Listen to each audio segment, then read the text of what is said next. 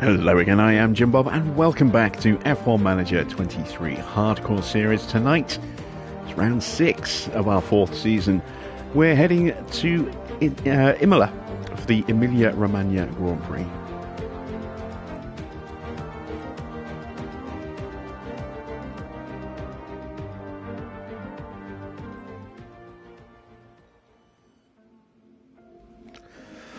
So, mixed results recently. Our drivers just playing hold my beer with how much money they can cost me in terms of damage and how many parts they're going to total. It would be nice if we can get both cars to finish and finish well as well. We've got underlying decent pace. Just need to find that little bit of consistency now. And try and start scooping up some points on a bit more regular basis. Right, so we've still got some mess to clear up from the last Grand Prix. As you can see, we're still in debt, so we can't actually build anything yet. We've got a brand new ATR that starts. And let's see, let's visit the board, see what they thought of our last race. Tour Centre now also need to top up. I can't even afford the 15 grand to fix that. Right, so board confidence is still high. They were delighted with the fight back in Miami. But very expensive weekend overall.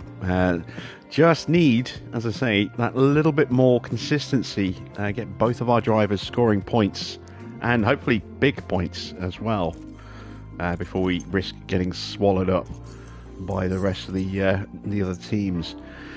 Right, let's advance a little bit of time. How you doing, Kneecaps? How you doing, Victor? Good to see you guys.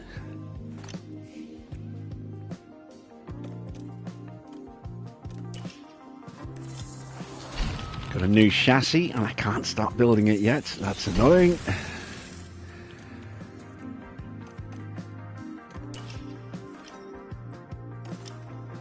There we go. Right. We have money. We have 5.1 mil in the bank, which is good because we need to start making this new chassis. We're going to go with 4 of these. This might be the last one we have for a while. We're not going to have them in time for Imola by the look of it, unless...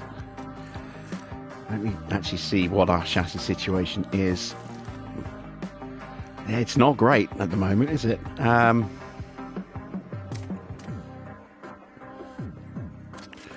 Alright, we'll make do with the chassis we've got for this Grand Prix. Oh, I don't need more front wings. Oh, they're already being made. Okay, that is good. Yes, I need to make an extra couple. There we go. Got more suspensions on the way as well. Got 3 slots available for upgrades. We'll come to that in a second. Before we do anything else, let's get those new chassis into manufacturing. Let's go with 4 of them. So we're looking at Barcelona at the earliest for both cars having them. And then maybe we'll have a spare for Montreal. Depends how our drivers get through those 2 Grand Prix, I suppose. Fingers crossed. Let's confirm those. And is there anything else that we are a little short of? We've got a brand new underfloor coming in 2 days, so we need to keep that slot free so we can start manufacturing the new underfloors. I'm going to wait, actually, until we see that new underfloor before I start any more projects as well. How you doing, Baron? So, with that done, we're down to just 2.5 mil already. Might cancel a couple of those chassis until after Imola, and then get them started then, just so we've got a bit more money to play about with for new parts. Board confidence is still high at the start of the new month. That's good. Driver development for the month of April. Let's see how they got on. A point in defending and a point in adaptability. So both of our drivers looking to start slowing down a bit now. Ollie, though, a point in cornering and 2 points in braking. He's already getting some really, really good stats. Look at that reaction stat as well. It's a 90. I can't wait to get Ollie in the car. Which isn't going to happen for a couple of seasons, unfortunately. I might have to change the rule to allow us to promote younger drivers earlier. But we won't promote him this year. So Mick's safe for this season. Let's get the training schedule done.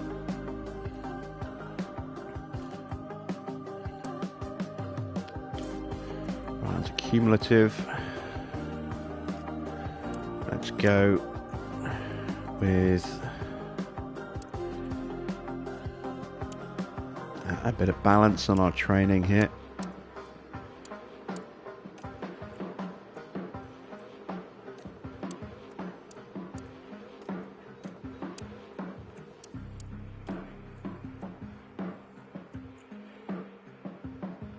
Okay.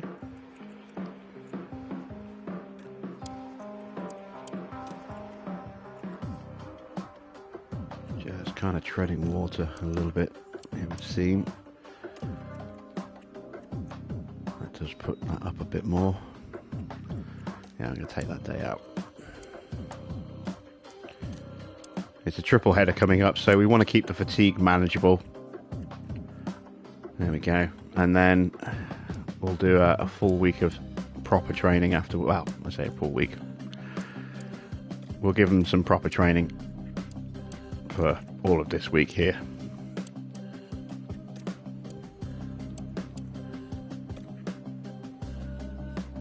There we go. So, not a particularly action-packed schedule there, but enough to keep them improving. How am I doing? I'm doing well. I have been living in Helldivers this weekend. Played so much Helldivers this weekend. Absolutely love it. It's so much fun. It is very, very like the original, just better. That's all I can say. It's essentially very, very similar to the original game, just it's now a bit more expanded. It's in a full sort of 3D environment instead of a top-down. Your third person, the areas feel so much bigger. Everything's just a nicer presentation. It's so much more fun in third person than it is with a top-down view, which was still fun. But yeah, I think I played it non-stop for about 15 hours on Saturday through Sunday morning. So I couldn't stop. Just couldn't stop. Right, let's cancel one of those chassis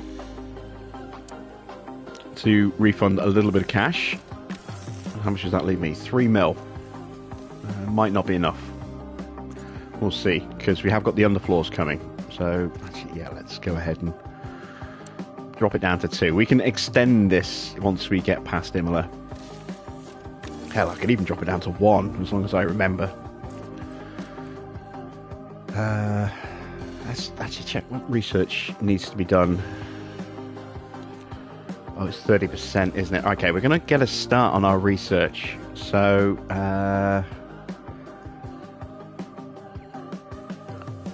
what I'm going to do this season is every month we're going to do a part with 1 hour and 1 MAU hour and 10 wind tunnel hours for each ATR on as many parts as we can, just to try and give us a bit of a leg up for next season.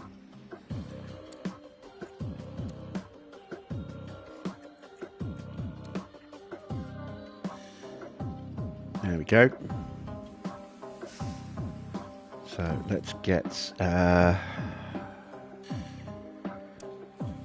2 engineers on that.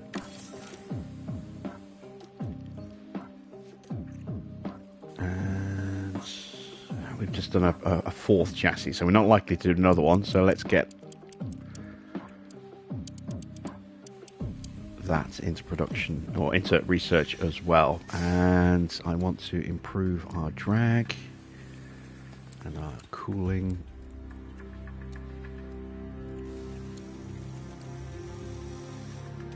Like that. And again, we'll go 2 engineers. Actually, we'll just go 1 on the chassis. There we go. And now I can start designing something new. And it's going to be a new rear wing.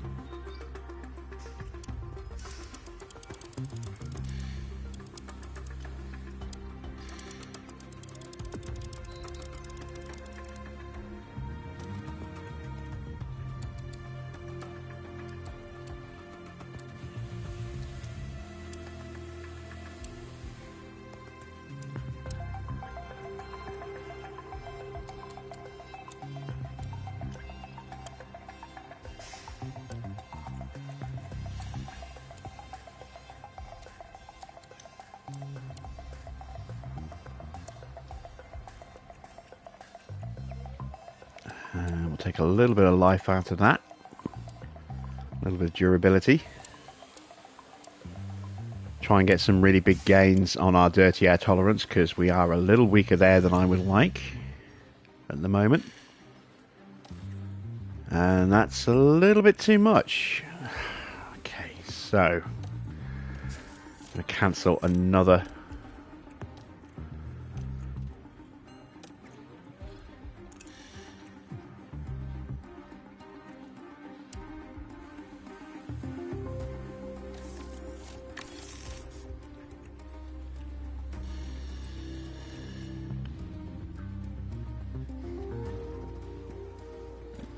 Need the suspensions, can't really cancel that. I just want to make sure I've got enough to start at least 1 underfloor.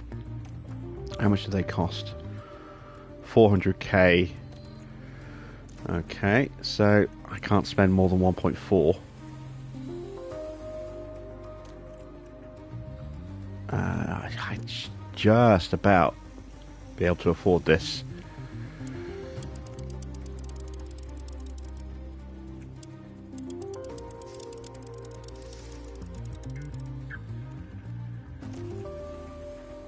So again, we'll pump the drag up, push the DRS up a bit. I'm really dialing that dirty air.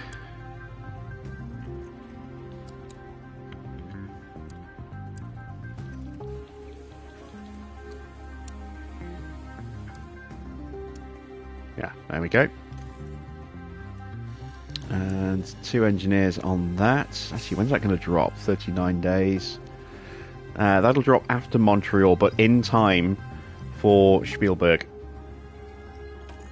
which is nice. And that'll give us time to get 3 rear wings without having to rush as well, which is nice. So we'll confirm that. And now I've got just enough in the bank to start manufacturing that underfloor in 2 days.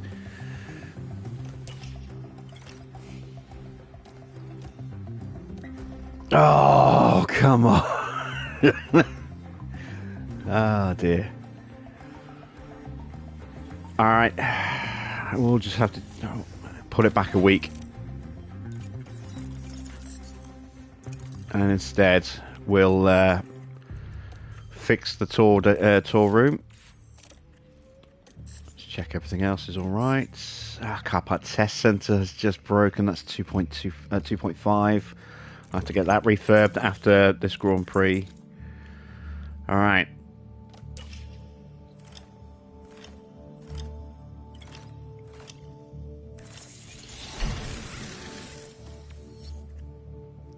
So now we can afford to put that on both cars. And that will help. That will definitely help. What about the chassis situation? Yeah, we're still building the new one. We're just going to get through this weekend with what we've got. Rear wings should be fine. Here they are. Side pods. Have I even started manufacturing the new ones yet? I haven't. I completely forgot about those. Alright, well, let's get those into production. Underfloors. Yeah, I have to change those soon. Let's put the new that suspension on both cars now and hope I don't destroy one this weekend. It would be nice. ATA weekend again, as always. A very wet ATA weekend as well, by the look of it. It looks like it's going to be most of the race on inters. Let's have a look at the car now. Let's just change to Oscar. All right, we're looking pretty good. I'm assuming that everybody has got the right bits on their car, and that there are no teams that are still waiting to put stuff on. Very quick, decent acceleration, very good DRS, although that's not likely to really be used much this weekend. But the low, medium, and high speed cornering is good. I like to see that. As I say, hopefully those values are accurate, but you never know. On average, we've got about a kilometre per hour over the rest of the grid on the average. That's quite nice. That's very nice. Yeah, these new upgrades do look like they are definitely working. It's just, as I say, making sure we can make the most of it. So, performance targets. The incentive is to get one car in Q3. We're going to try and get both into Q2. Into Q3 if we can. So 2 in the top 10, and then both into Q2. Fastest laps the incentive. Hopefully we can get that before the rain hits, or if the race starts dry, or at the end when it goes dry. Finish position, I'm going to try 2 in the top 10. Finish position streak, 1 in the top 12 for 2 races. Yeah. Quali streak, I'm going to go 2 in the top 12 for 5. And with that, we are ready, I believe, to head to Imola.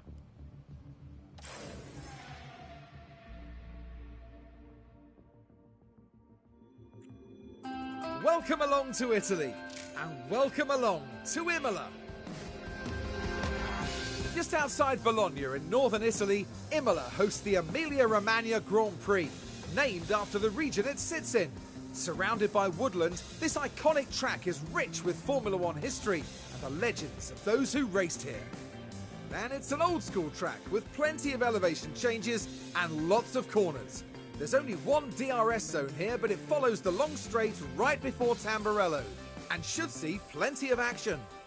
Red Bull have outscored their rivals to be at the top of the constructors' table right now.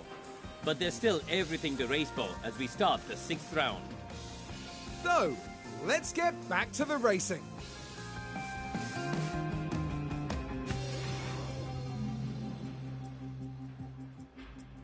Okay then. So, let's start by swapping out the parts. So, old engines in. Old gearboxes in.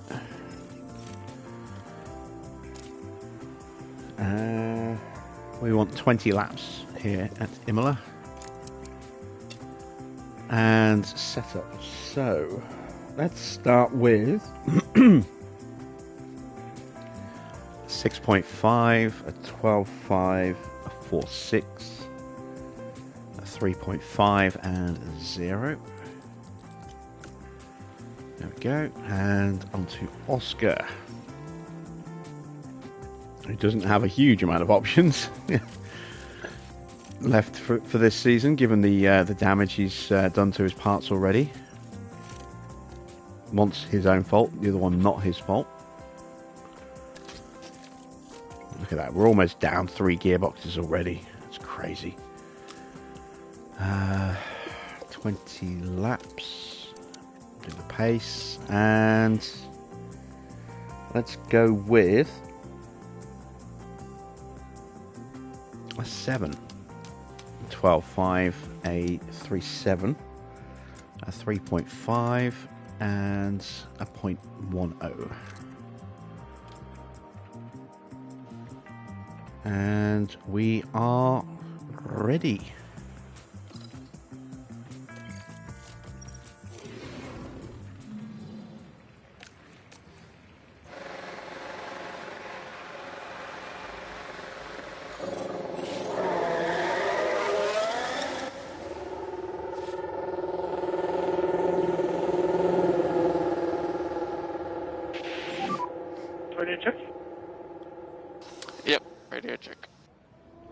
Copy, sir. Was that the 6-0? Radio Baron.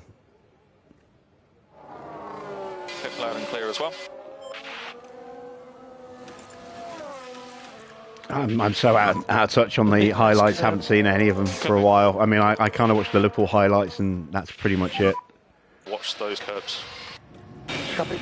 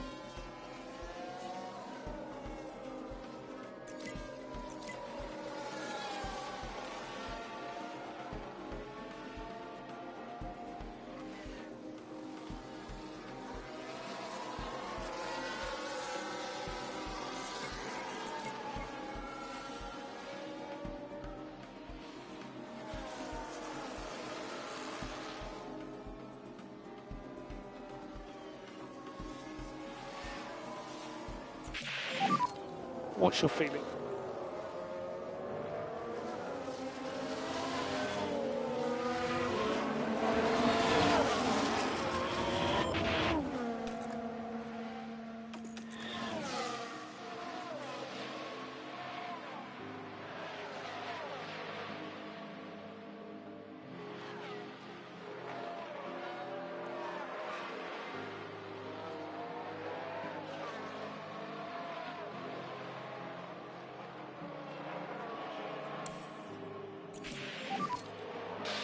How was the balance? Felt very good in the car. Copy that.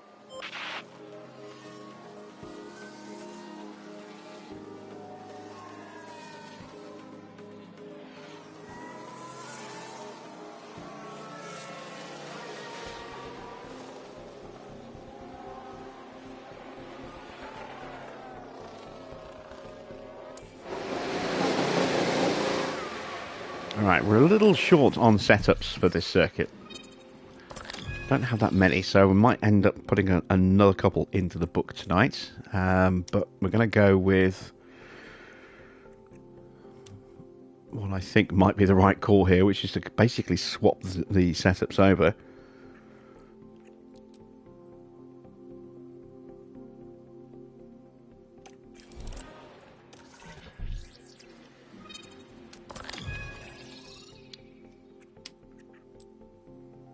Oh no, this one needs a wing change. Okay.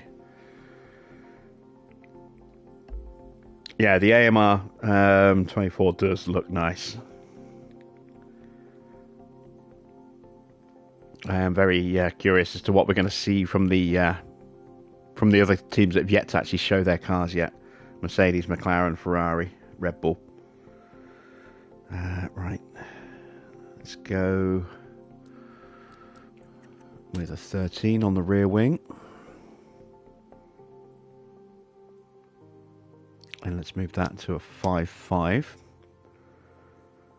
Let's go with a 6.5, 13, 5.5. And then let's leave it at that. See what happens.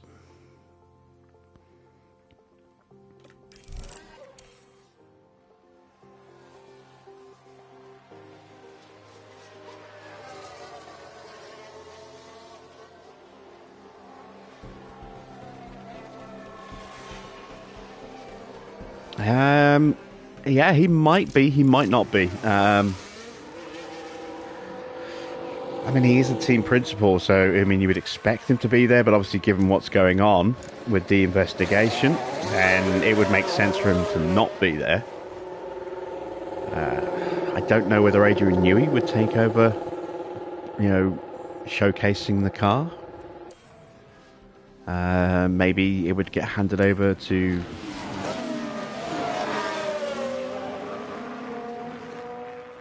Pierre or Enrico or Julian Wheatley, who is rumoured to be in line to take over if Red Bull do get rid of Horner. So if we see Jonathan Wheatley showcasing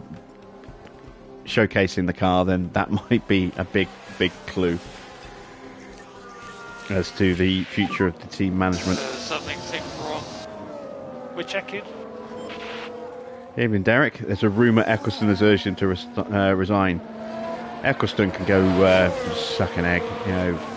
He's he's nothing but a shit stirrer these days. He's always been a very devious little man. This is debris for a front wing. It shouldn't be too long. And he's not really someone you can trust. I wouldn't be at all surprised if he's given that advice not out of concern for Horner, but for some personal motivation. Let's stay. Pretty much everything Bernie ever says is as close to zero as you can. Looking at it through his eyes rather than what's necessarily good for the sport in general. Check my car, please. Check my car. Okay, understood. Stand by. And if you want a very recent example of that, look how long he tried to get F1 to go back to Vegas, and then Liberty came in, they ousted Eccleston, and then they did what Eccleston spent years trying and failing to do, and get a Grand Prix in Vegas, and he shit all over it because he wasn't involved in the process.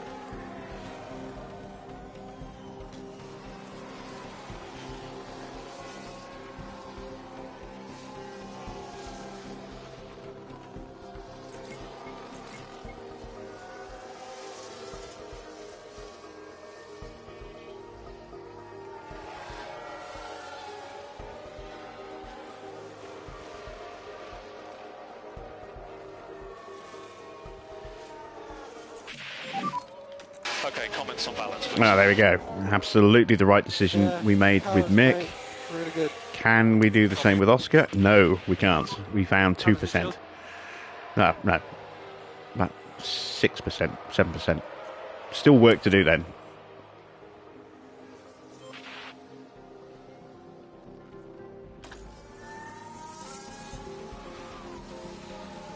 No, Eccleston makes his money by not paying his taxes. That's why he's having to pay like 600 million in fines right now. Right, so we need a 7, I think, on the front wing. Did I forget to change that? No. Alright, so I've got a 7, 12, 5, 4, 6, 3.5, and then that. That is a setup in the book. Let's give that a go.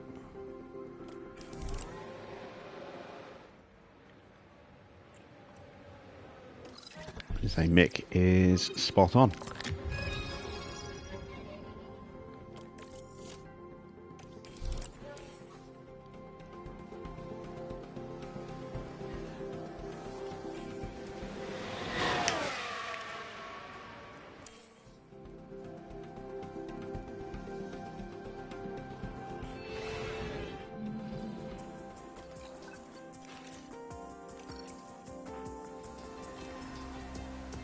Alright, medium tyres for this session, and we're going to go with 32 laps of fuel.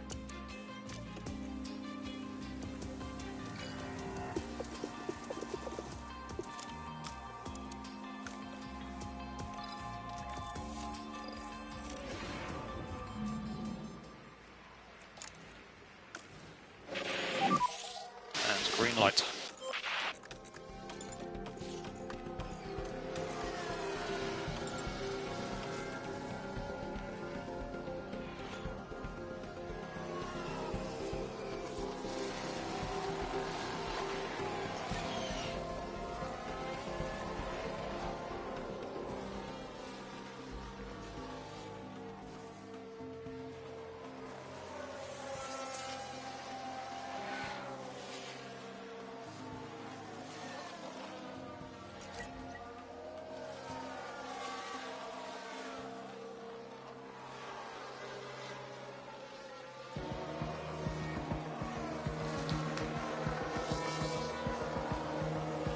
Keeping my fingers crossed that Oscar's setup is correct. Or at least closer to being correct.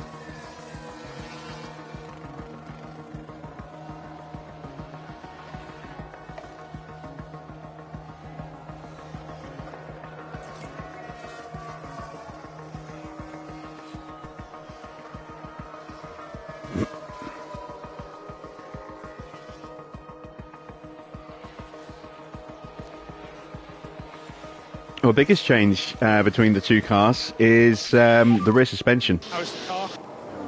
They're moving to a new rear suspension. Oh, we're still quite a bit off.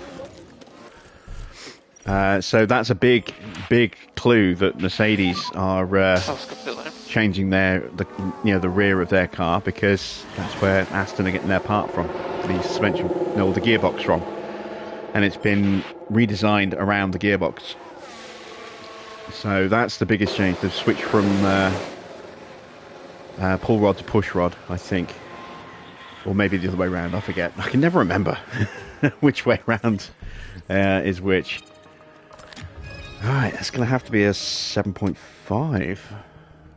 So 7.5, 12.5, 4.6. Yeah, that works as a setup. So we shall try that. They've redesigned their side pods as well. It's kind of an evolution of the package that they had towards the end of last season. But yeah, you can see some definite differences. But again, it's the renders themselves looked a little bit different to what was actually run at the shakedown. So even that might not be, the most realistic, or the most, the actual car as well. We won't know for sure what every car is going to look like until we get to Bahrain. Pre-season testing.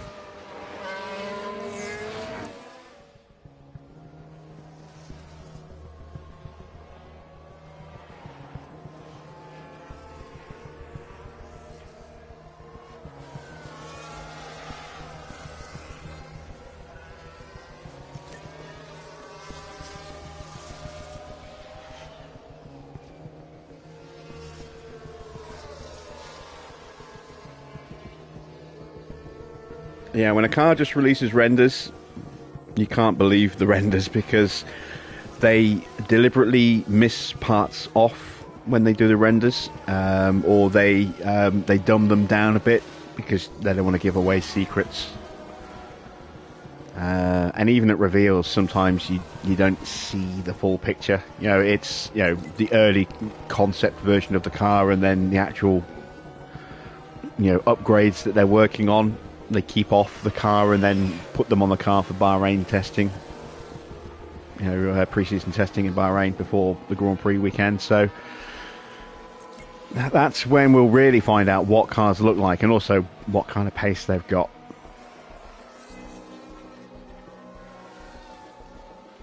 But at least you get a solid idea of what the car's going to look like, when the cars are launched. It's just not necessarily going to be the definite article. How's the car? So close. So close. We can fix that easily enough. Right, let's run him just for a couple more minutes and then we'll call him in.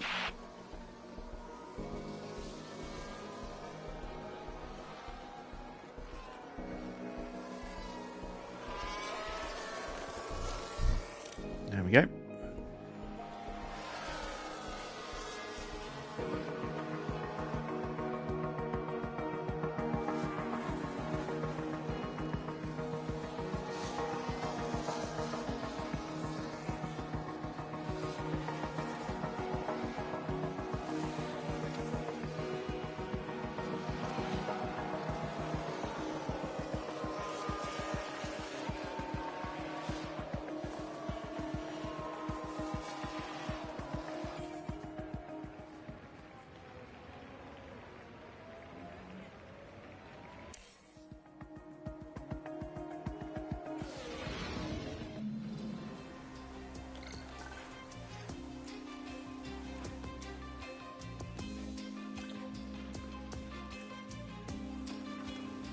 Right.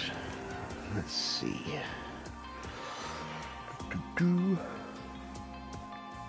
Gonna go that way. So we want to go with about 22 laps of fuel, I think.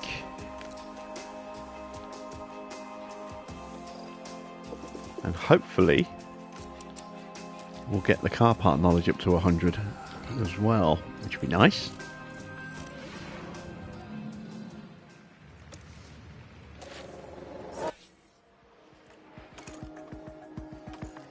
I forgot to put soft tyres on. Whoops. Actually, no, I don't want to put soft tyres on an AMA weekend, so that's all right. Sorry, ATA.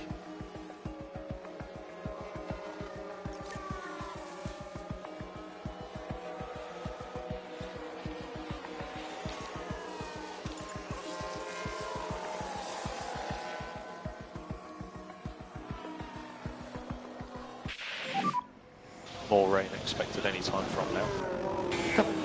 Oh yeah, it's gonna get wet. That's potentially full wets.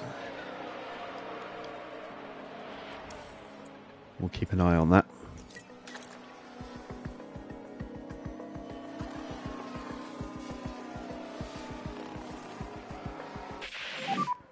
Rain's picked up. Copy. Yeah, it's going to go full wet. So we're going to try and tough it out on inters, I think.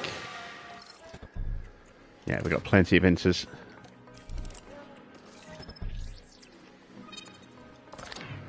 That's encouraging. The braking stability is now optimal. Everything else shouldn't move. So it does look as though we've nailed that concept now. Evening, Farrah.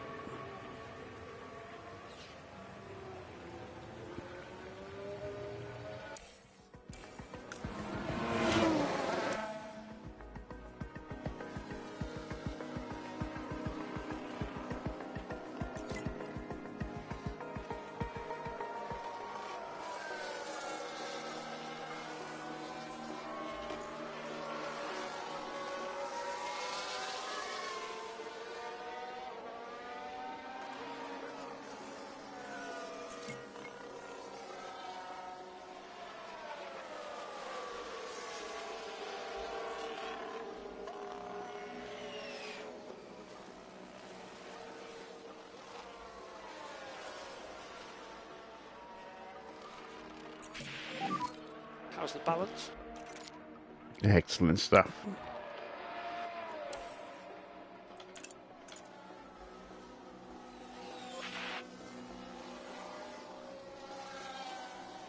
So we are creeping up towards full wets.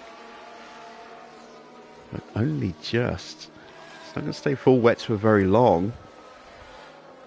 Not according to that prediction there. It's just going to maybe blip in briefly. So this is useful information.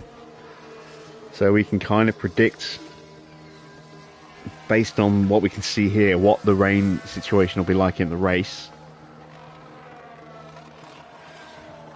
In fact, it didn't actually hit full wets at all there.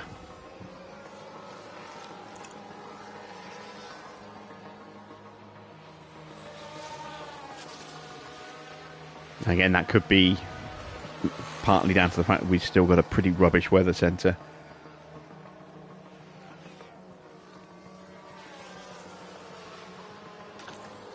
Alright, let's call our guys in.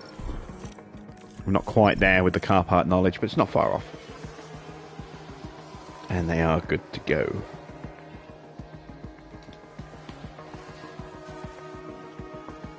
Oh dear.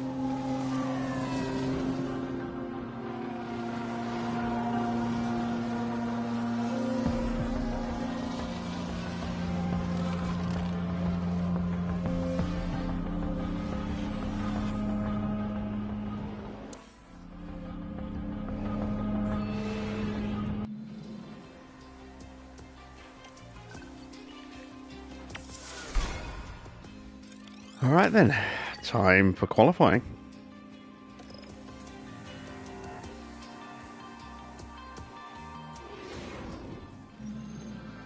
Welcome everyone to qualifying. This should be a good one. Alternative tyre allocation rules are in play this weekend. Teams will be limited to hard compound tyres in Q1, the medium compound tyres in Q2, and finally the softs in Q3.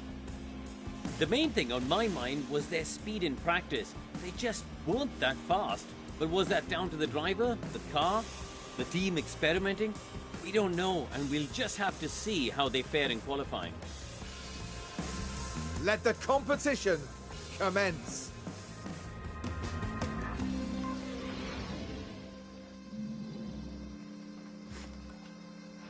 Okay.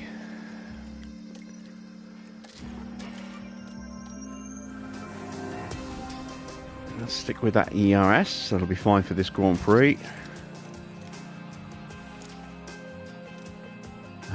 Let's put in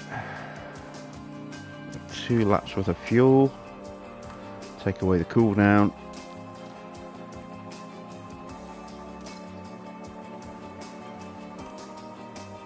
Go with that engine.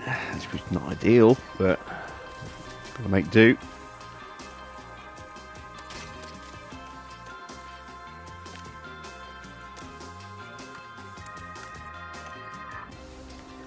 And off we go.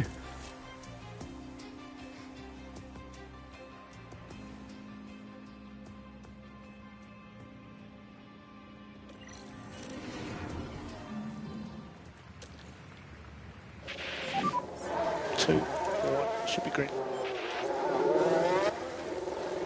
Right, first out on track. That's good.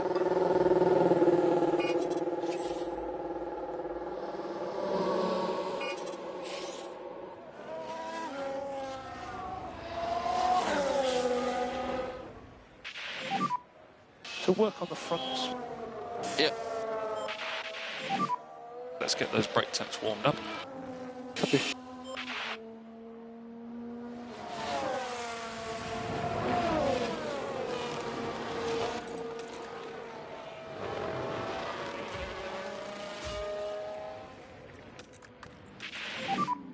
Pull the car. Copy.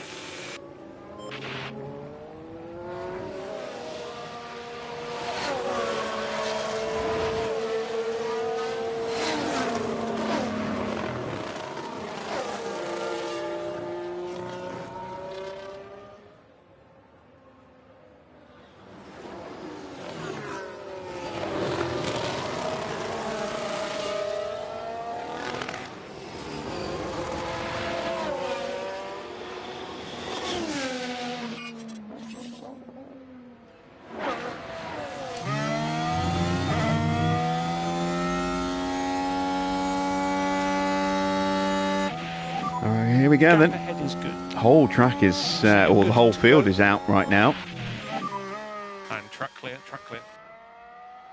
We're going to do 2 laps. Push next lap. I could have actually done a cooldown lap.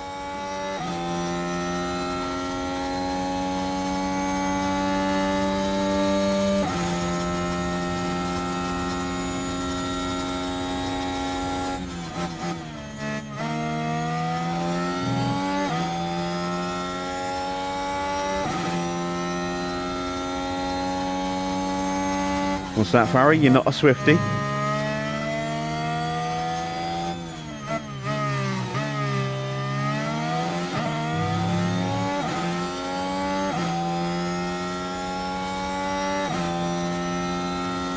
Right, Ferrari's quicker than us in the first sector. Not surprised. Our drivers do not seem to do well in these sort of low, wet conditions, which is weird.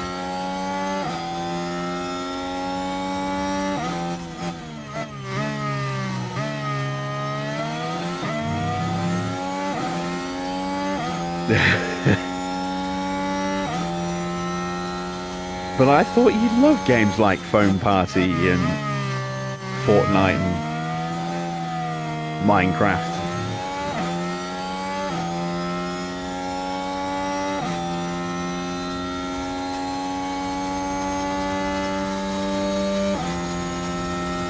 Evening, Mr. Water. Alright, not a great first lap for Oscar. Hopefully he'll go quicker on this one. Good lap for Mick though.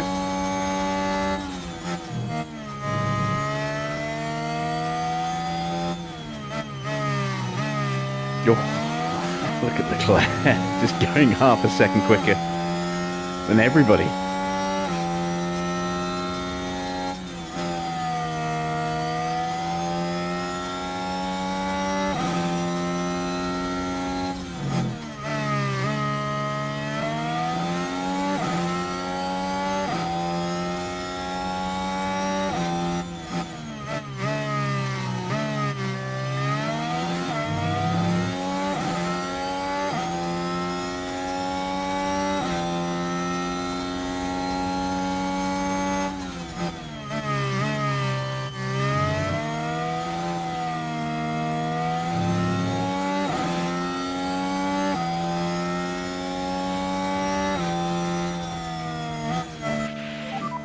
Alright, that should be enough to get us through, I hope.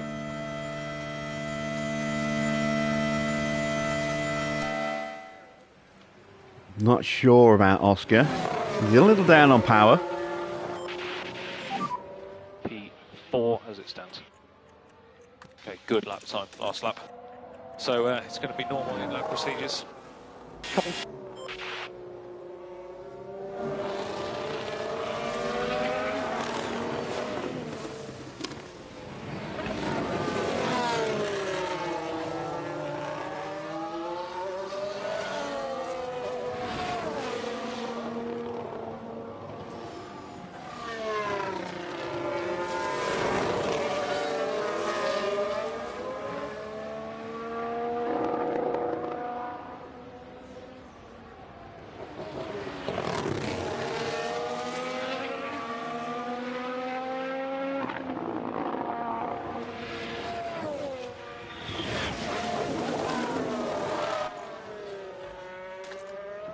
Let's see if anyone goes right back out again.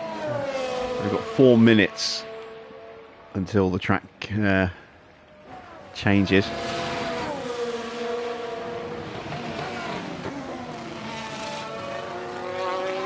It does look like they're going straight back out again. I'm going to send both of our guys back out again. This time with Piastri in tow to see if we can get him a bit of a slipstream and just make him a little bit safer. Plus they're now both at peak confidence as well, so we can get one lap in if we're lucky.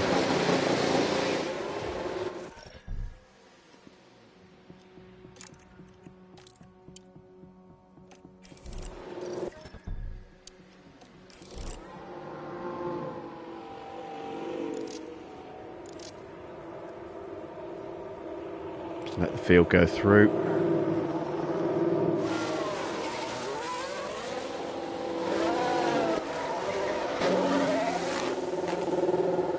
Okay.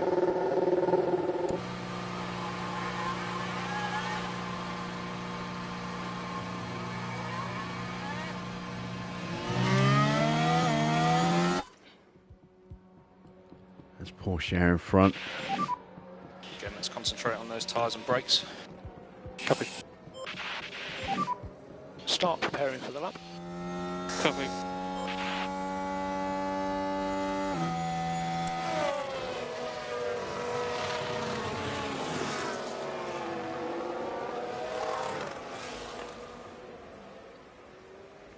Those cars just leaving the pits right now.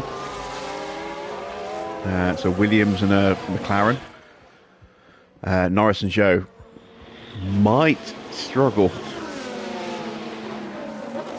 to get around in time.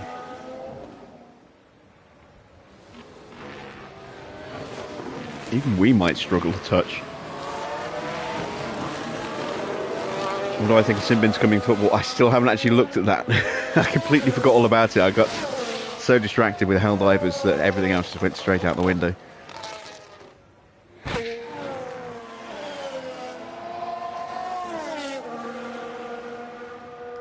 So I played it Friday evening through till, I don't know, maybe about 4 o'clock on Saturday morning.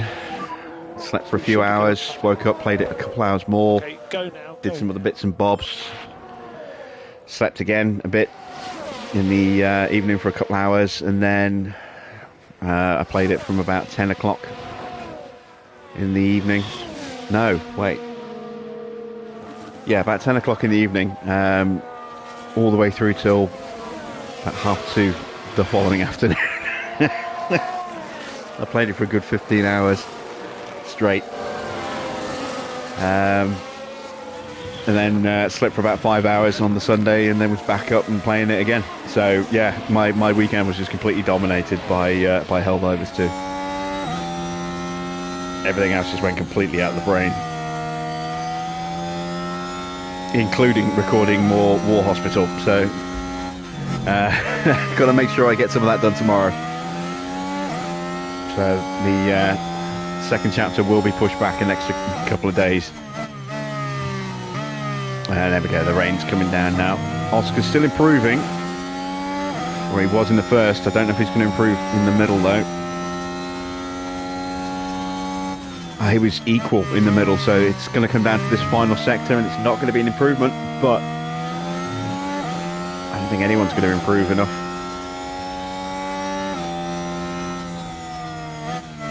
Yeah, that's it. Okay, We're through. P4 And that means with that. Perez is out, Nice lap. along with Box at the Bottas end and of this lap. Sainz Box at the end of this lap. and the two Alfa Romeos. And they're all going out again.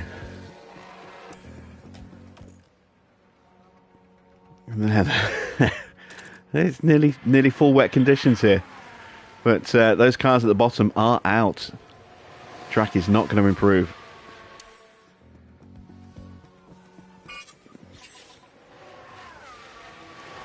Yeah, I got to like 7 o'clock in the morning on Sunday, and I'm like, oh man, I should probably think about jumping off soon. And that quickly became 9 o'clock in the morning, which then became midday. It's like, I should probably jump off, which then became 2:30 in the afternoon. And then and at that point I was like, I have to jump off. I could still keep going, but I'm starting to get tired, and I'm just, I'm going to seriously screw up Monday if I don't get some sleep today. So yeah, I jumped off for, slept for about maybe 5 hours in the end, and was back on, and then I jumped off again probably around about 1 in the morning on this morning. Played a little bit of it this morning, this afternoon, before and after sorting out my groceries, but I'll be back on it again after the stream.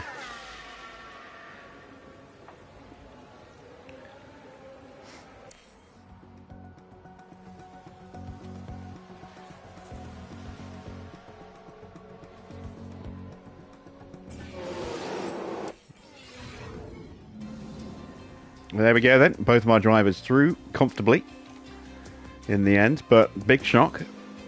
Carlos Sainz in the Ferrari is out in Q1. And we have medium tyres. We have dry tyres for Q2. So it is dry. Let's take a look at the weather. Okay, we've got time for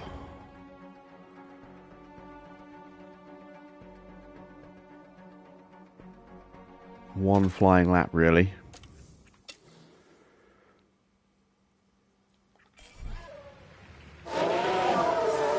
Should be green now. I'm going to put Mick in front. He's got a little bit more speed because his engine's in better condition.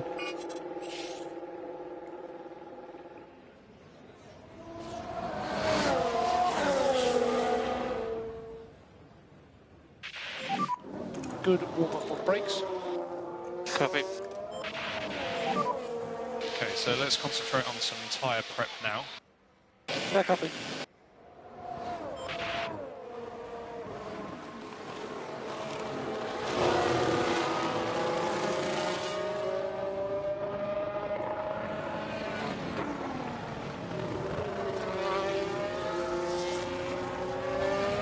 Damn it. not pulling over.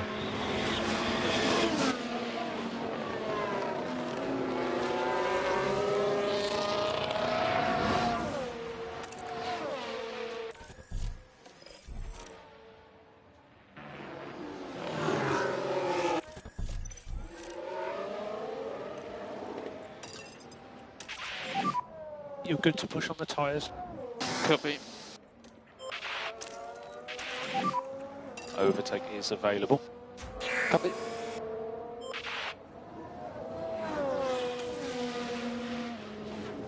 There we go.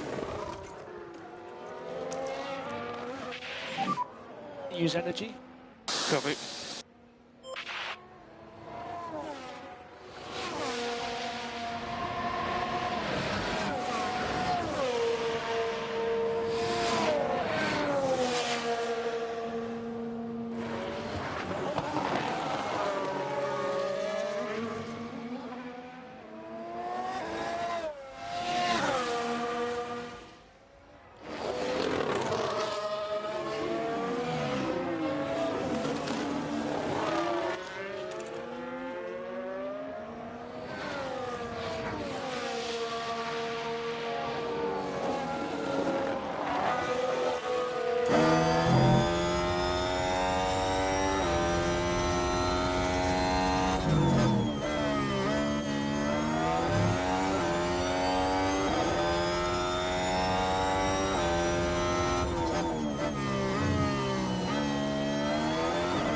Hopefully we've done enough to get both cars through.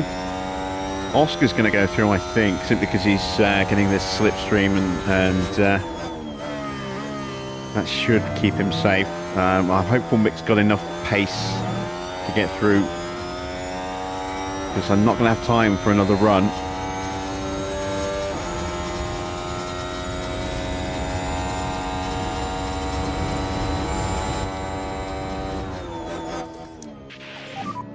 Recharge on. Well, I've got the time, I haven't got the fuel. Okay, so let's look after these tyres. Copy. And by the time I get back to the garage, I won't have time then to go back out again. So We need to focus on the let's energy see. now. Copy. Quicker than Russell. Quicker than Leclerc. And Verstappen.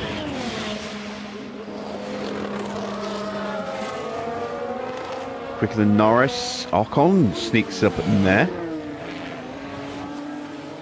In sixth place. Rain is about to start dropping. Albon's gone quicker than us. Alright, we're safe.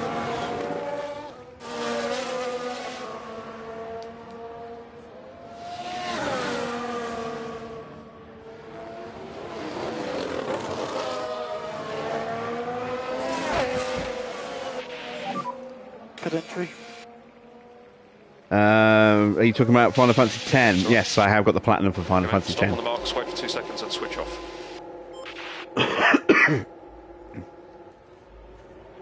Yeah, I loved 10 when it was out on the PS2. But got burgled.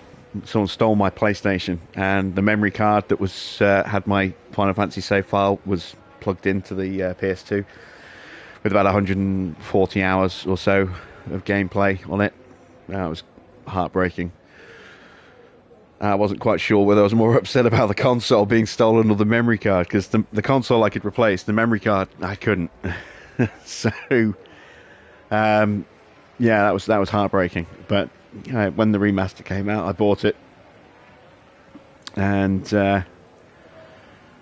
absolutely loved it again. Yeah, really, really big fan of Final Fantasy X. Dodgy laughing still sequence and all.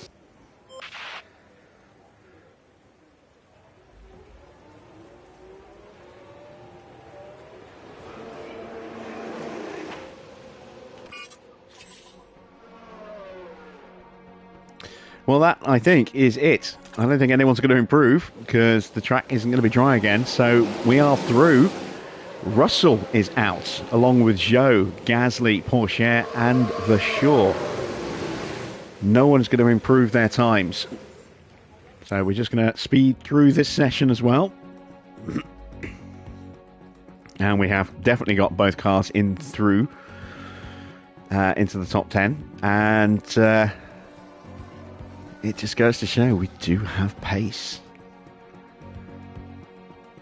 I mean, yeah, Oscar's up there because he got a toe all the way around, but you take him out of the equation, we're still less than 3/10 away from the Red Bulls. But no, we're only a 10th away from Leclerc on that one run anyway. We've definitely got pole position worthy pace. You know, it all depends whether it's going to be dry in Q3 or not.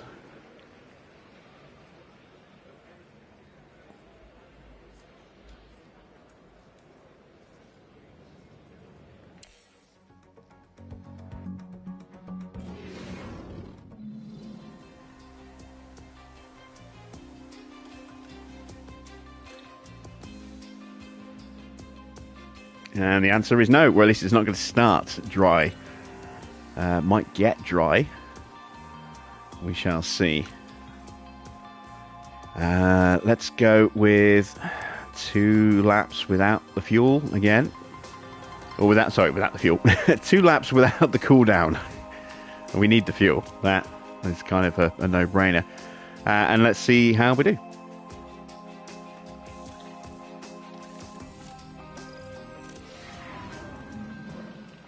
So again, we're going to pause, take a look at the weather. It's going to start damp, go wet, and then go very, very damp, or very, very close to dry towards the end of the session. So let's send them both straight out.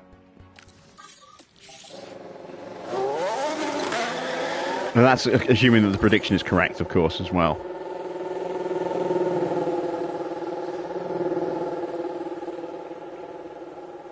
Can we do enough?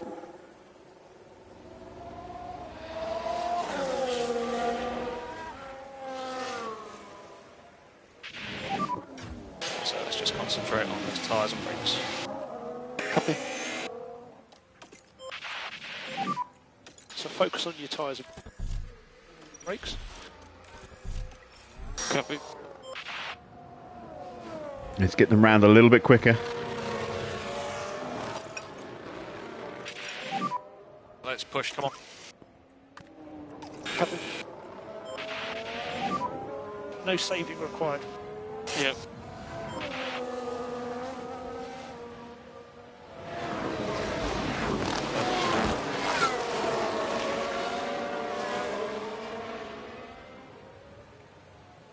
We do run the risk of catching the field potentially by doing this, but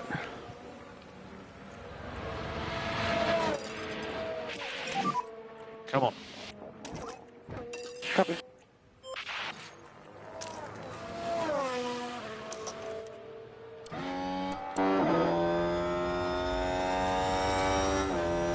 I want to see if we can squeeze that second lap in before it gets too wet.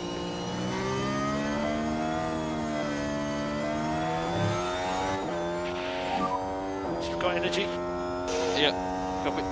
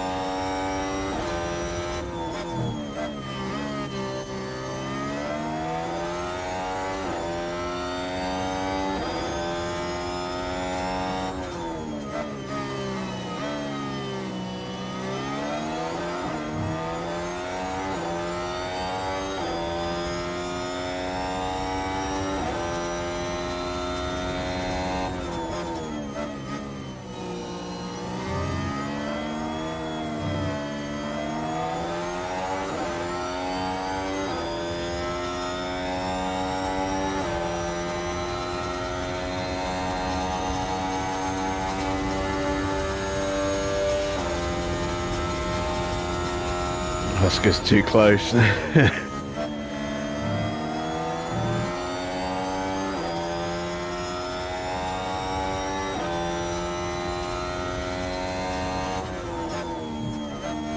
Oh, that Mick a long way off.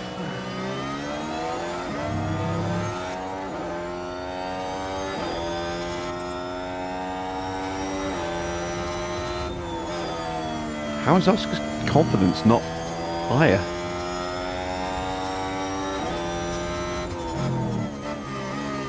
That makes no sense.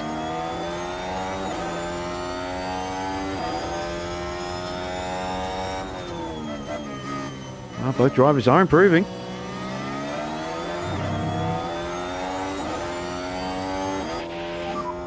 No more energy. Yeah, copy.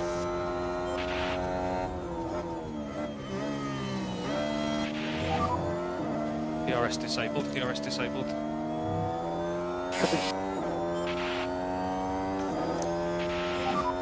We can just focus on charging the pack. Copy. Lift and coast 12. Copy. Okay, let's go recharge on. Copy. Just think about looking after this tyre where we need to. Copy. Alright, let's switch him over for the final run. Give Mick the slipstream for the second flying lap at the end, or the final flying run at the end.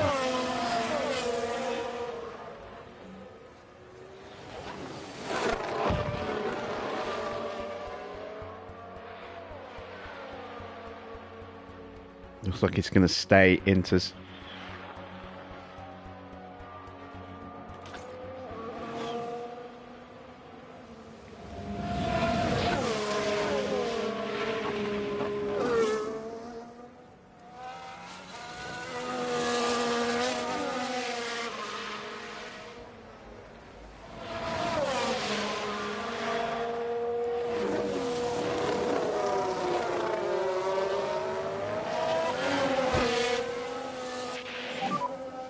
Oscar pillow.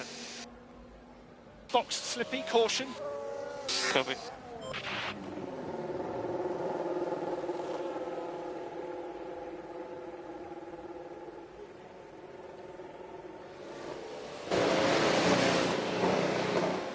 Alright, let's see. Yeah, we'll stick with those tyres. That'll be good enough. We just want one flying lap.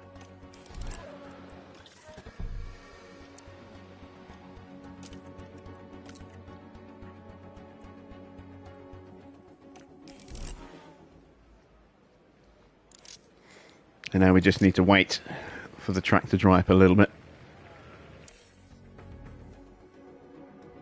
Albon's gone early.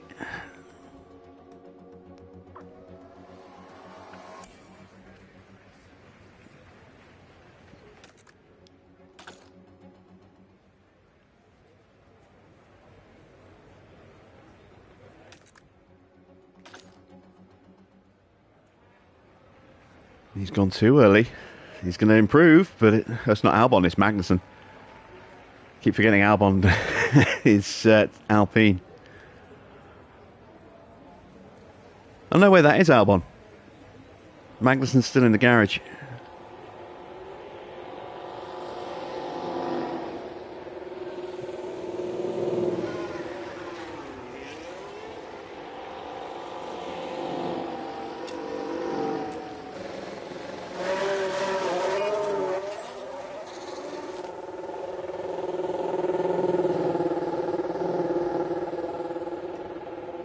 Don't think I'm close enough to get a toe off Stroll.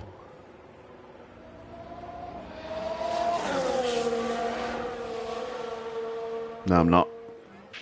But this will set up Mick nicely for a shot at pole position.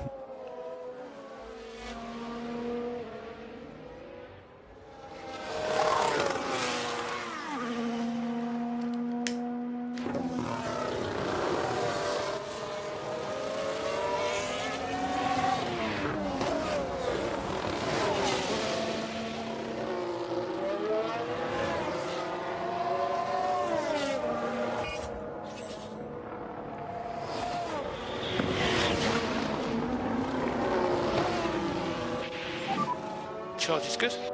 Cover.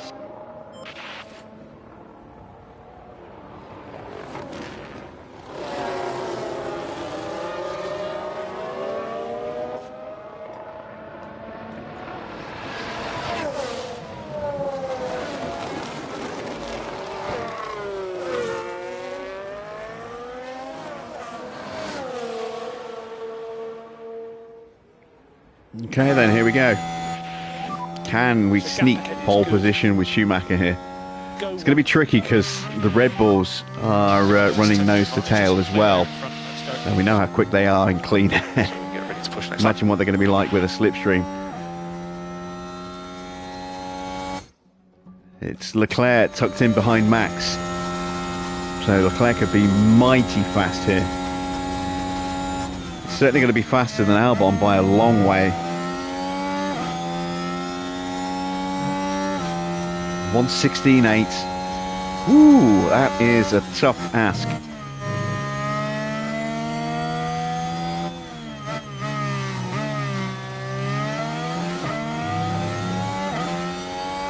Alright, I'll settle for locking out the second row. I don't think that's going to happen either, but if we can at least get one of our cars on the second row, I'll be happy with that.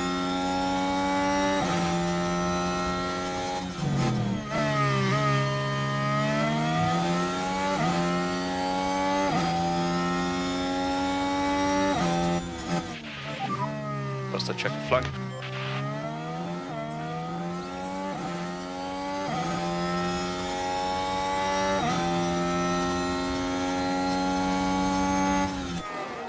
Up to the line.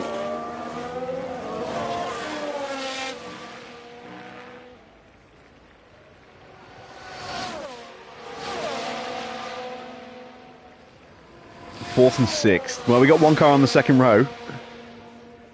So, mission accomplished, I suppose. But, yeah, a long way off the Red Bulls there. I mean, these sort of only just conditions really don't like. Our drivers really don't like these conditions. So that's not too bad.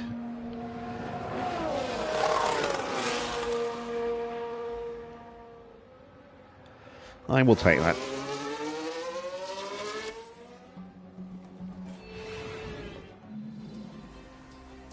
All right, let's see where we end up in the race. The time has almost come for our drivers to fight it out wheel to wheel. Race day has arrived. Imola can really reward consistency, as Nigel Mansell showed here in 1992 when he became the first driver to ever win the opening 5 Grand Prix of a season. How do you think Oscar Piastri is feeling as we get nearer to race time? I don't think there can be any real complaints over their performance so far. They know what's expected of them and they're making sure to deliver. Meanwhile, in the grandstands, the red wave is swelling. Who will come out on top here in Imola? Well, looks like it's going to start dry. We've got plenty of softs available.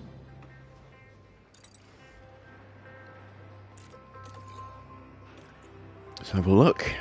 Oh yeah, it's going to start raining pretty early, and then it might dry up a little bit at the end. Maybe not. It's definitely going to start on the softs. And then go to the inters. I'm going to just pencil it in. Might not need to make the change. If we can look after the inters. Might not need to stop again.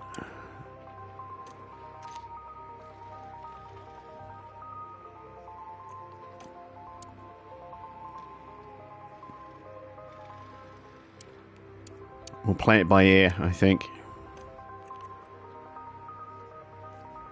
I mean, Oscar had a good old storm up through the field on the inters when we kept him on the 2-stop, or the 2 sets. Mick did pretty well to hang on to the 1 set, and then obviously Oscar crashed and wrote the car off again, but Mick did make the 1 stop work. Let's see if we can do the same this time round. So we're looking to stop around about lap 12, lap 13.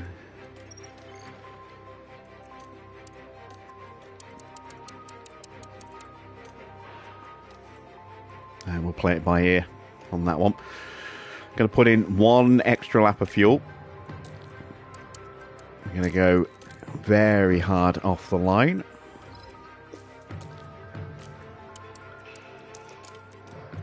And let's see if we can convert this into a solid double points finish.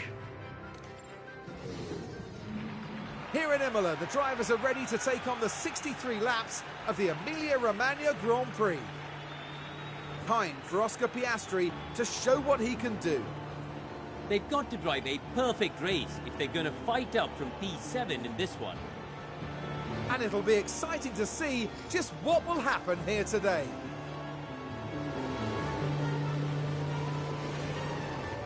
This is it, the Emilia-Romagna Grand Prix. And it's lights out, and away we go. Let's go.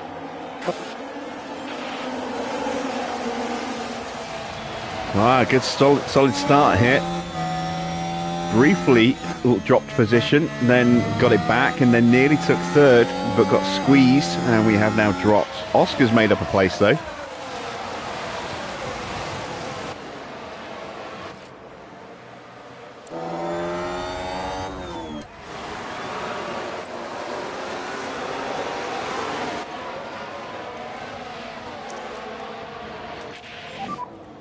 Okay, recharge on. See if we can get away with just holding off on the battery. Bring the pack up. Yep. Magnussen's looking very feisty.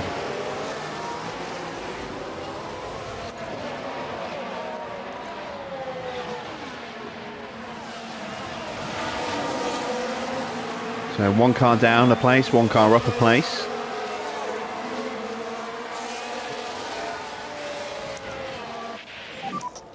Overtake is available. Copy.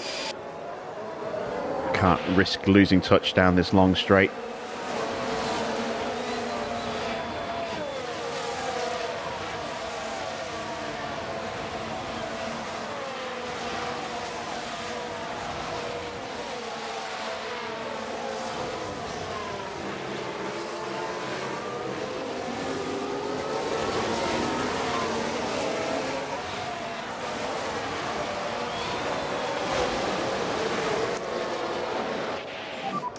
Need to focus on getting the pack up. Copy. Okay, recharge on. Okay.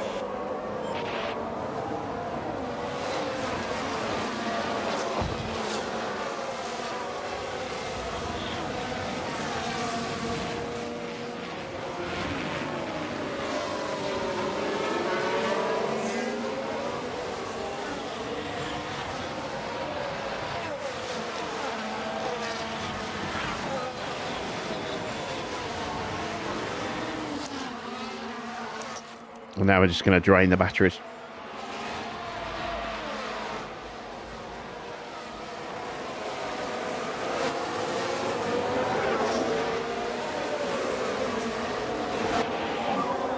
DRS enabled. P5 at the moment. So I don't think you'll ever see So, multiplayer in this. behind us. Not proper multiplayer. Maybe a 2-player co-op, possibly, as an option, but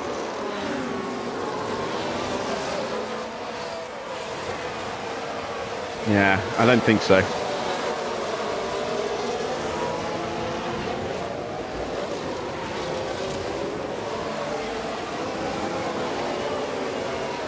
And there's a lot of other stuff I'd like to see in the game before, you know, co-op gets added. And when I say co-op, I mean like F1 from Codemasters has the, you know, co-op career.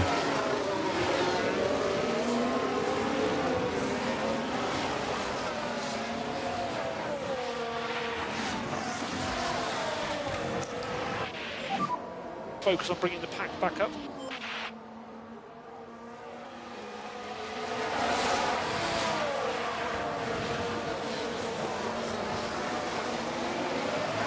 Oscar's not necessarily faster, it's just because he's in the slipstream.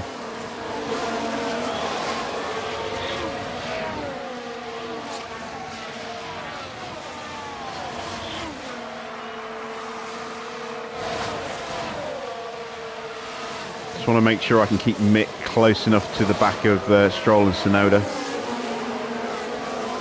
which I think he is now. Now we'll put him into top up as well. Recharge back on, please. Just Recharge calm the tyres down a little bit. Okay, mate, let's try and protect the tyre. Copy.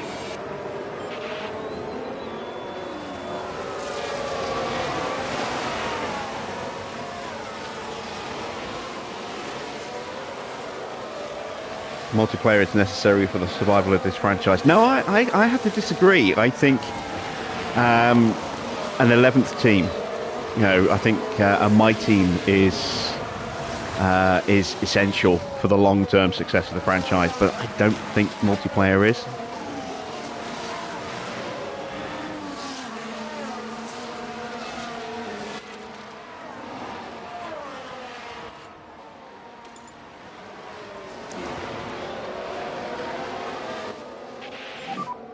And you are free to use the energy when you want.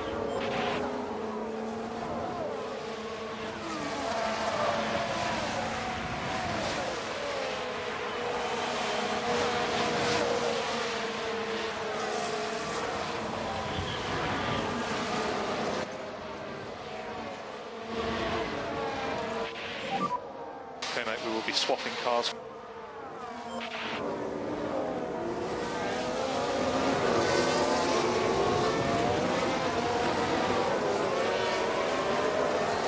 This is why I was holding Oscar's battery in reserve, just in case we did drop off. It would give me the chance to try and springboard back into the DRS of the cars We in front. need to focus on the energy now.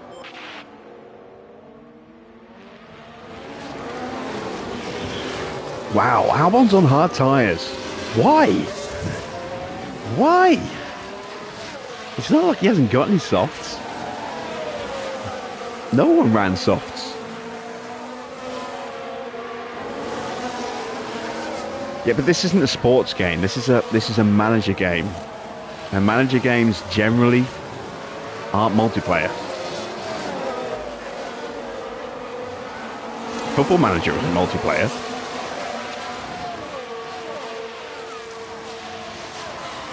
I get what you're saying, but you know, say this is focused around the management rather than the actual driving. I get why multiplayer was essential for Codemasters for their Formula One racing franchise, but for a Formula One manager franchise, no, I don't think multiplayer is essential. Having the ability to create and manage your own team is the killer app that this game is missing right now. Co-op multiplayer would be a nice thing, you know, like a head-to-head versus with one other player, but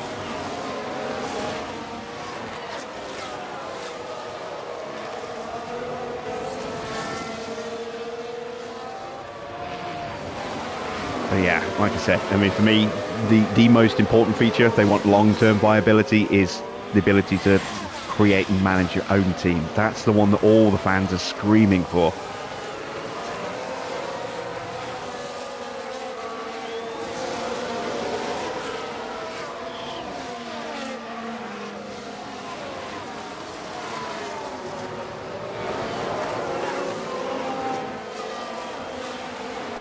Right, let's take a look at the weather.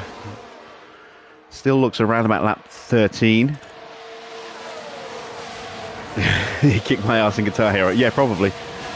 I was okay on Guitar Hero, but I wasn't anything special.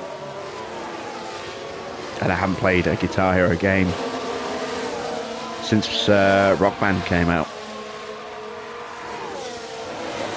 Oh no, tell a lie. I'd had was it? Was the Beatles game, was that Guitar Hero or was that Rock Band? I can't remember. I think that was Rock Band, wasn't it? Rock Band Beatles. I had Guitar Hero Aerosmith, as well as 1, 2 and 3.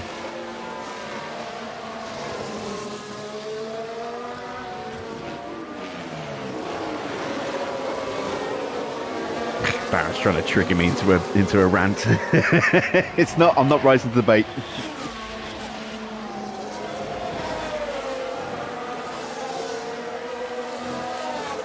I refuse to take the bait. Recharge on. Copy.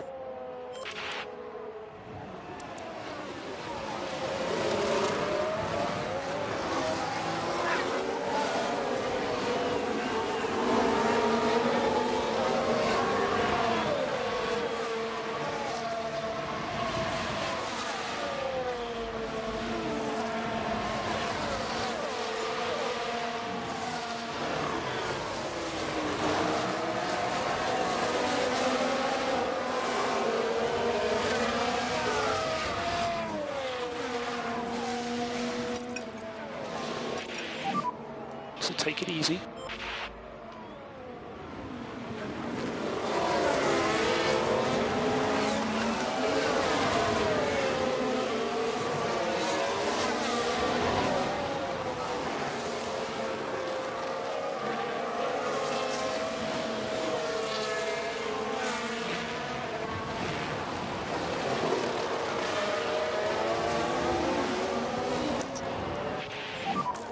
Use energy now.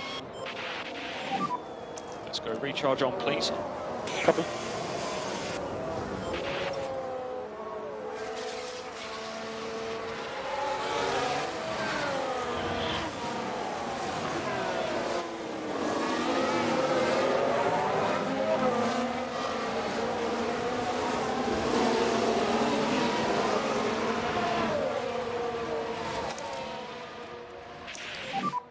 Let's go recharge on, please. Recharge on. Copy.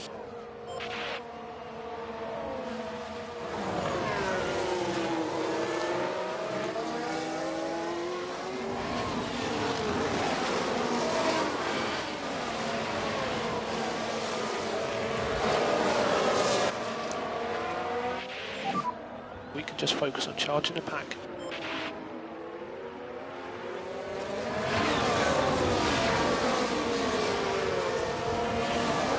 I can't now think of Guitar Hero without thinking of the South Park episode. Just someone clicking their controller in the middle of an outdoor seating area of a cafe, and just someone going, "Oh, hey, I love this one." So stupid.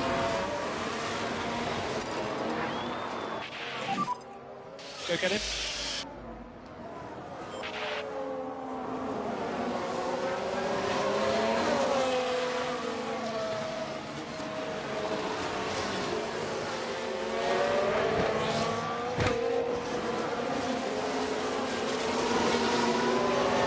Don't really want to use up any more battery because we have got the pit stops coming up very soon. Oh, you've got to see the Warcraft one was great, but the Guitar Hero one was also really good as well. Rain's still coming. Copy. To recharge Especially on, when please. Randy's like, "Hey, you know, I can play most of these songs on a real guitar." It just comes down and starts playing a bit of Boston.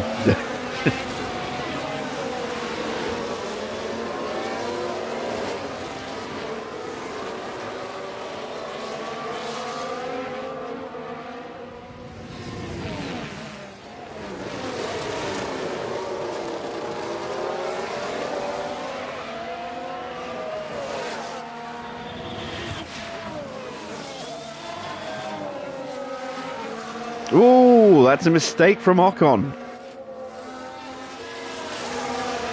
That's a big mistake from Ocon. Right, let's pick this up as we go into turn 14. And there's the lockup. And they'll need to be mindful of the Lucky he effect didn't that hit that us. had on the tyres.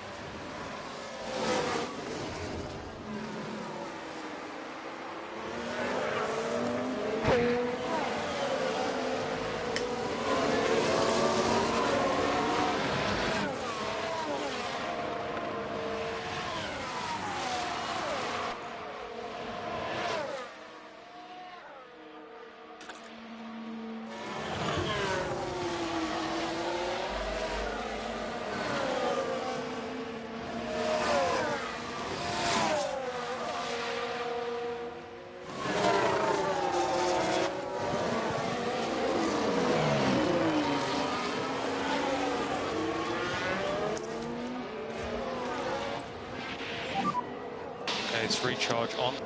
Copy.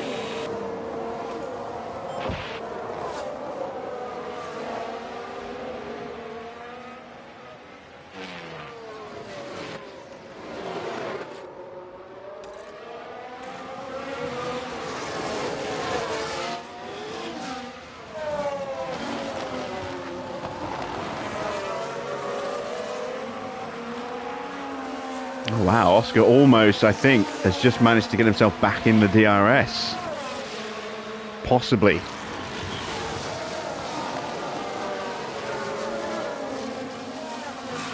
Did he make it? Let's have a look.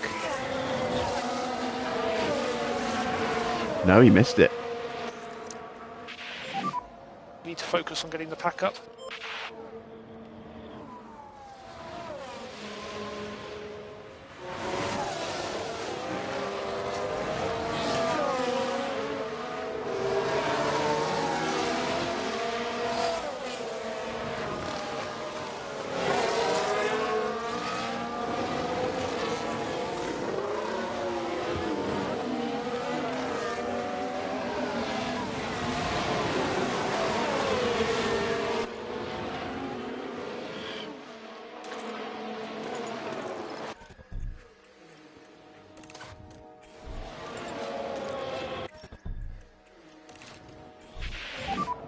Box now.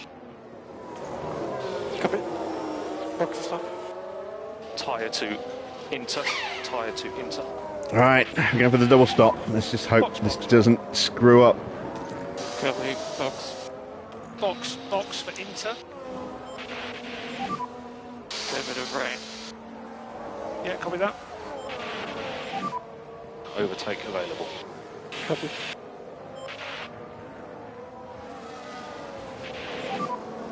Box complete lane. Yeah, copy. Copy delivery. Understood. Everyone else is staying out. Have I gone too early? I think I might have gone too early. Goddamn weather centre. 2.1 seconds. Where is Hedgehog? I so want to rub that in his face. That's so evil. I'm screenshotting that. I'm going to tag him on my community tab, I think. Bring the pack up. Yep. Okay, recharge on, recharge on. Copy.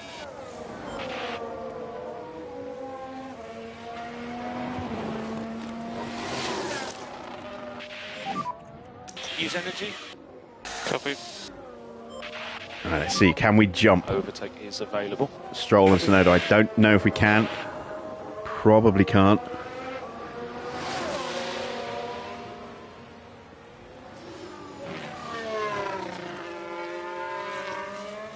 They're in.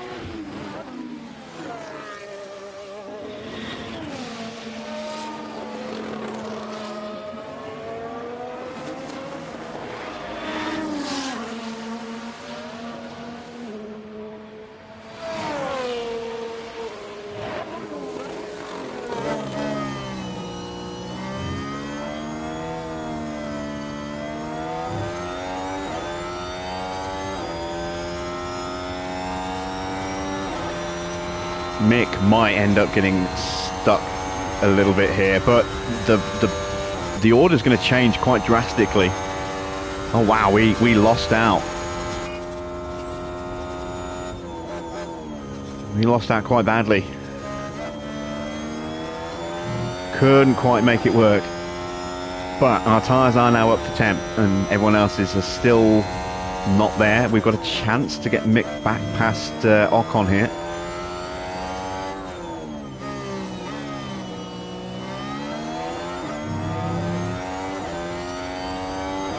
Yeah, Oscar lost about 2 seconds. And obviously Mick was stationary behind Oscar, so he lost probably about 5 seconds.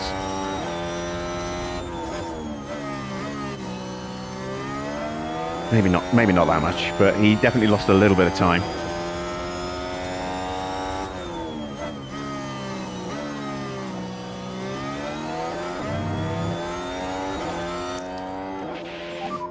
Focus on bringing the pack back up. Yeah. Okay, mate, and let's cool the car. Yeah, okay.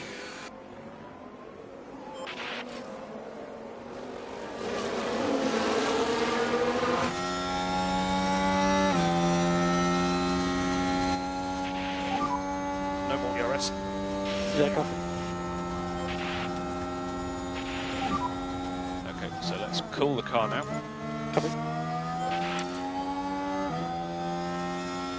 Just try and get him into Tosa.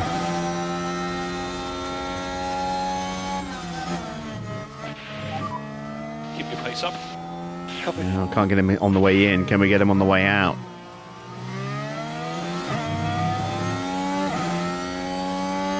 No.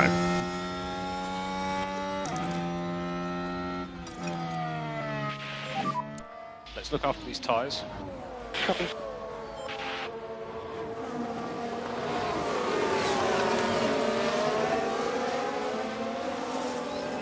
If we're at the beginning of the pit lane, yes, we would definitely have lost out. Being at the end of the pit lane and ahead of everybody else, Mick would have really lost out. Maybe I should have left Mick out an extra lap and staggered them on separate laps. But, it's done now.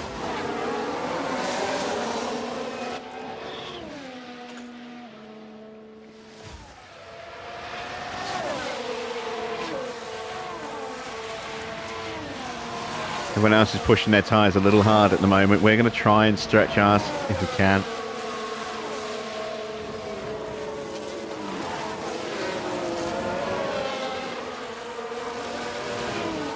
We are going to try and make the one-stop work if we can.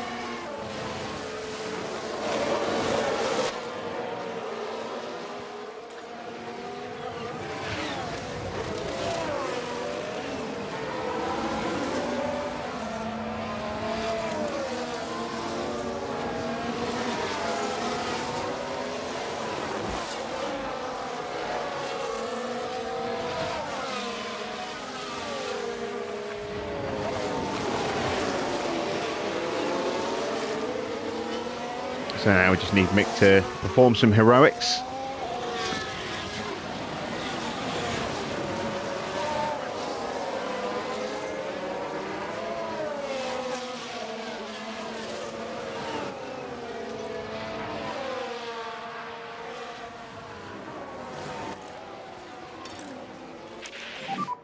Let's pick our pace up. Let's go.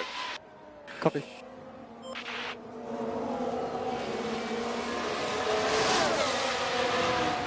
I mean, that McLaren is a very quick car, and Norris is one of the best drivers on the grid, so we might struggle. Hopefully we can hold him off.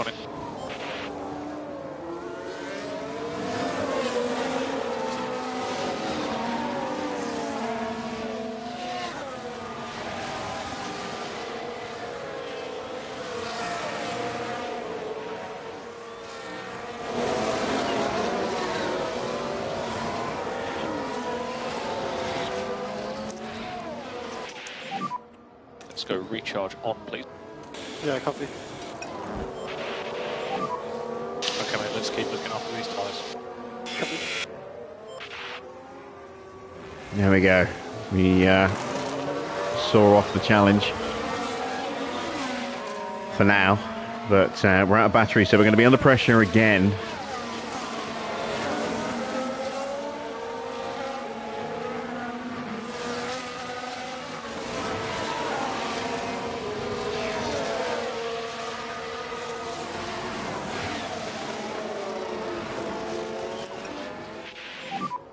We need lift and coast. Yeah.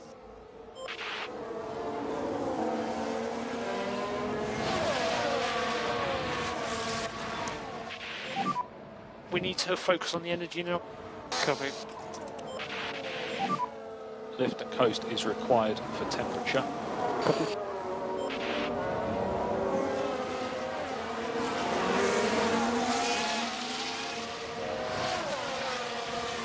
If we can hold these positions, I'll be quite happy with that. I mean, 5th place is 10 points and 6 points for 7th, so 16 points would be nice.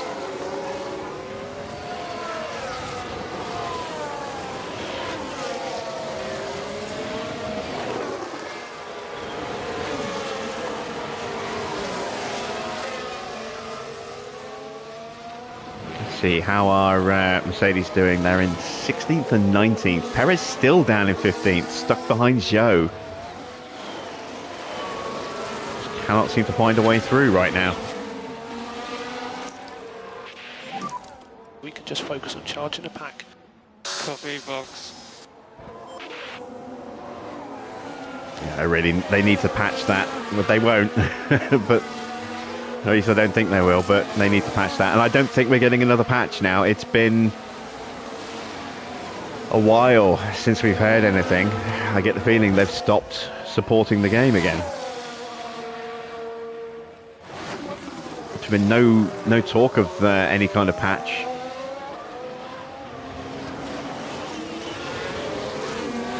Maybe they'll mention something on the next Frontier live stream showcase thing that they do. I'm still wondering as well if instead of F1 24 we're going to get like an expansion for F1 23 that's going to have the 2024 season as an add-on. And switch, pivot the series from an annual franchise to an annual expansion.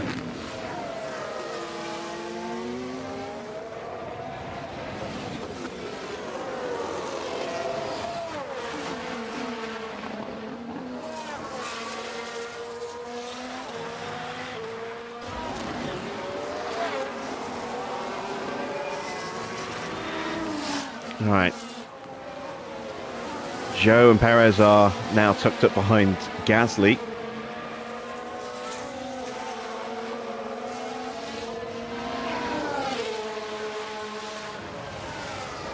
And Perez is actually dropping off a little bit. Joe's definitely pushing hard. Might make the move here.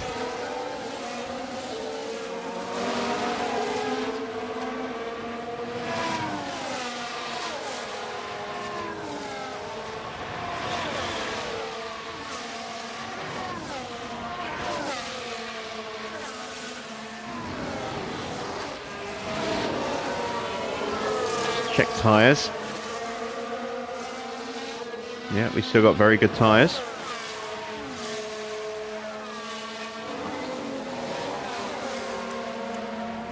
In better shape than most of the cars around us.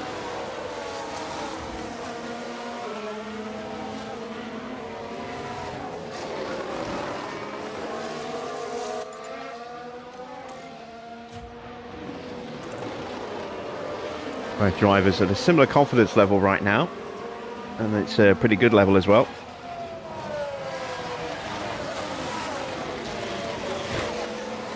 Magnussen is back involved, and in fact we're starting to form a little train behind Schumacher here, with Norris, Magnussen, Russell, Pourchaire, Albon, all within a second of each other.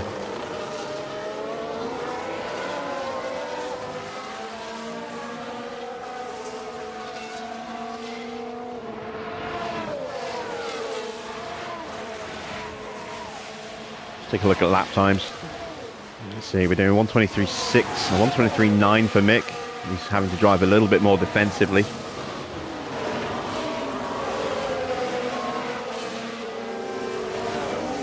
Pourchaire's pace holding up pretty well.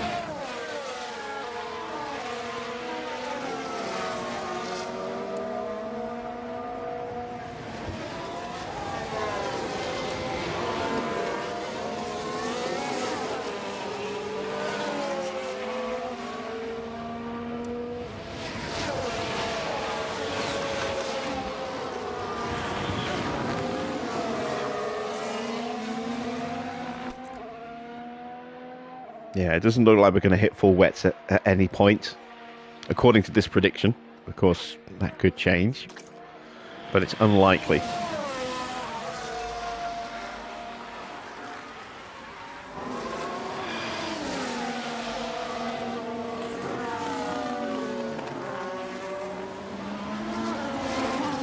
And Stroll now has dropped off a little on Yuki, I think.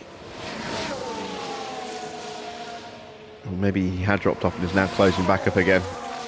We're matching pace with Tsunoda.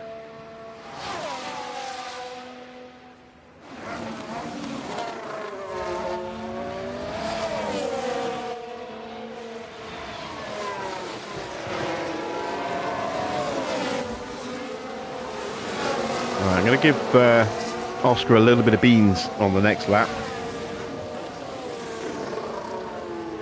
In fact, let's do it now. So start to take the gap now. Copy. See if we can break away from Ocon. Keep looking after these tyres. Copy. So we'll put another lap or two of battery for Mick before we do the same with him.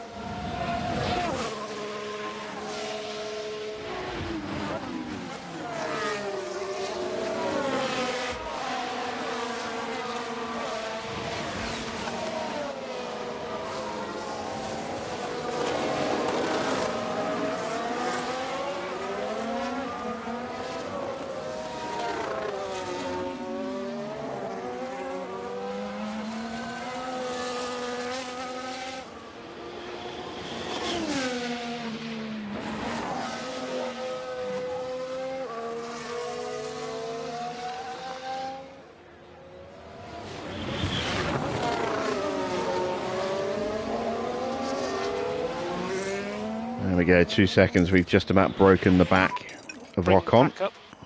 Yeah. Norris looking feisty again.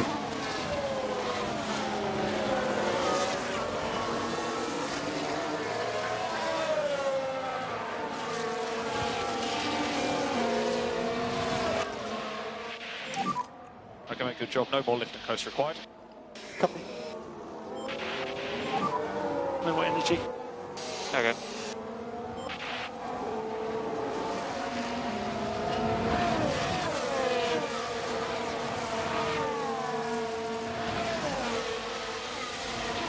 the very least, we'll see if we can break up the train that's forming behind us and Norris.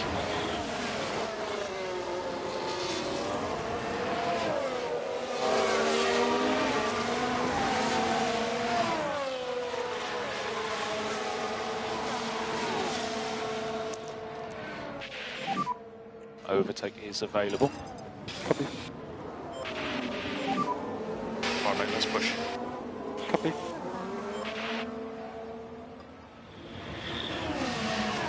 If we can drop Norris, we can potentially put him under pressure from Magnussen.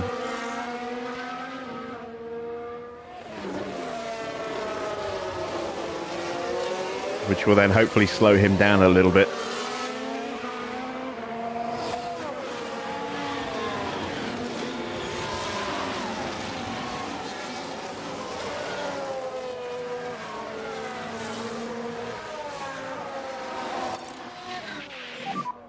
Okay, mate, so let's look after these tyres.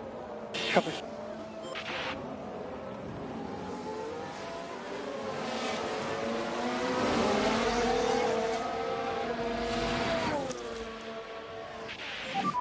Let's recharge on. Copy.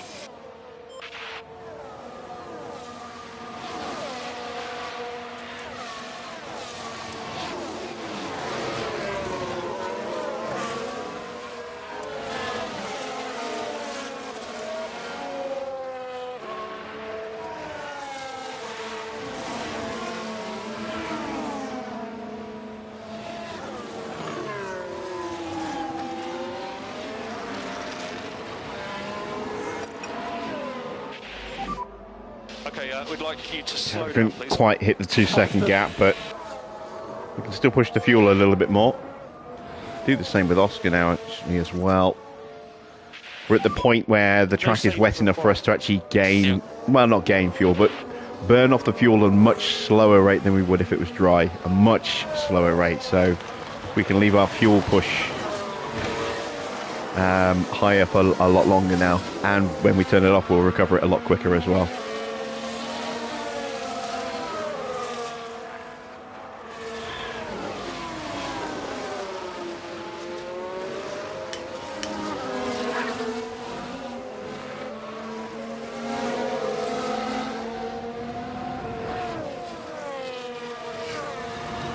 We can slowly eke our way up onto the back of Ocon.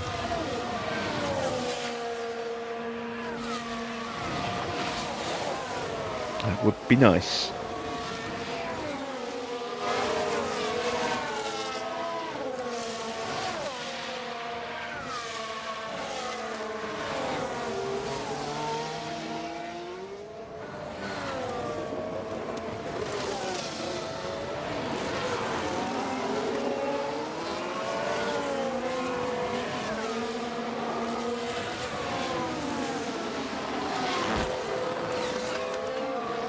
I think Norris is pushing to try and catch back up to us.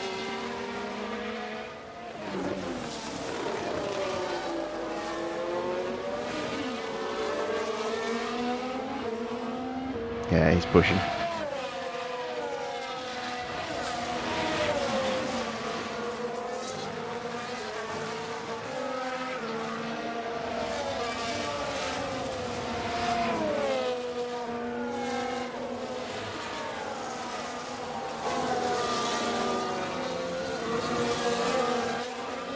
Very quick lap for Yuki as well. Look at that, a 1:23.0, 1.5 seconds faster than Stroll.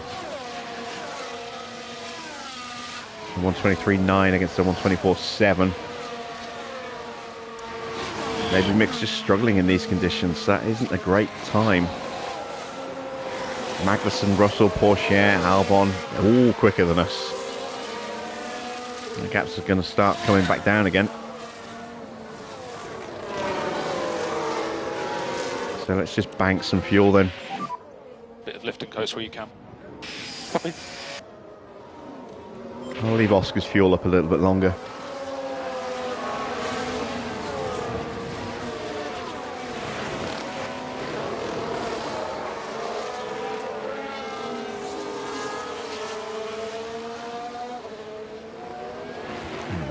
Norris definitely smells blood.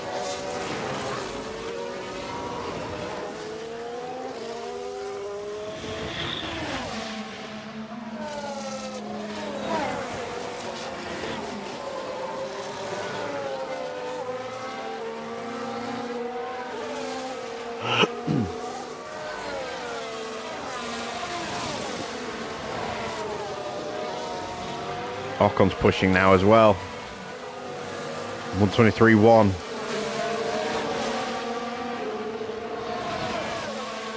He's halved the gap to Oscar. No more lift and coast required. Okay.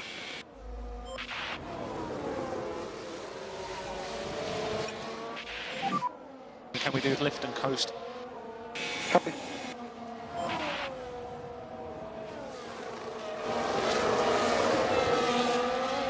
Like to see if we can frustrate Norris here.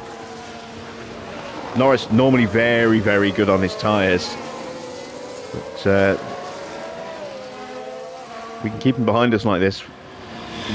You know, at this kind of distance, they're going to overheat very quickly, especially if he's already pushing them to try and find a way through.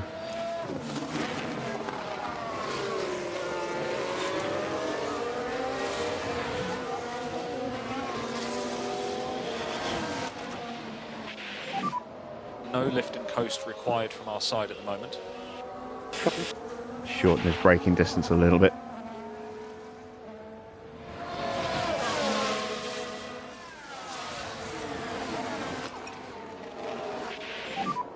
Lift and coast required. Copy.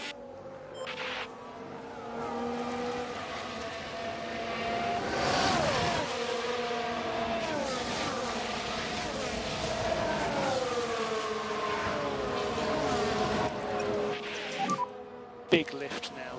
Copy. So recharge on. Copy.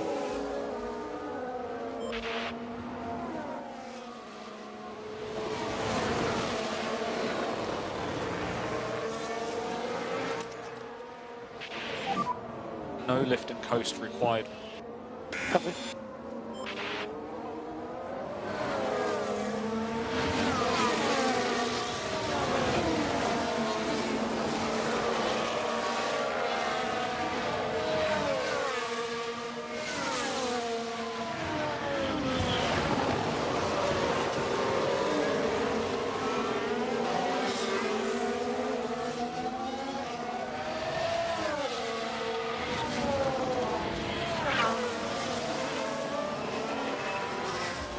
You see Ocon closing back in as well.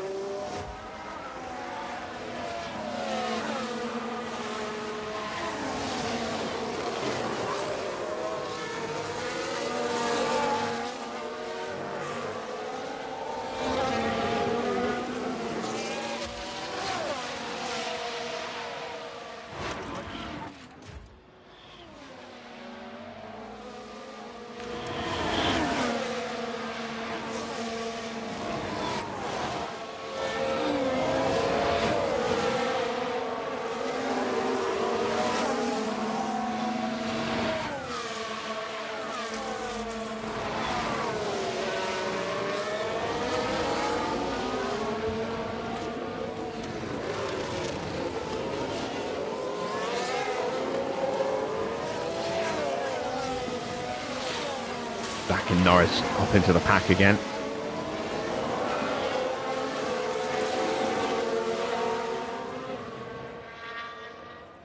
Or at least I'm trying to.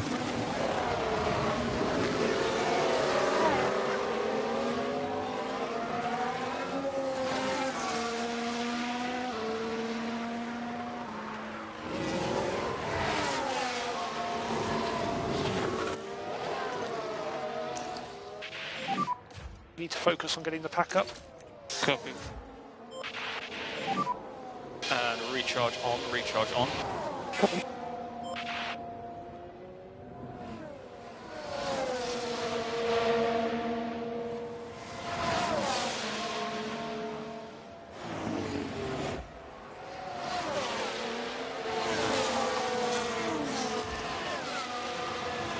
There we go.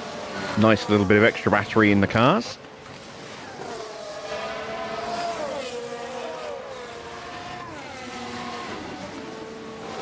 Managed to do it without having to push the tyres at all.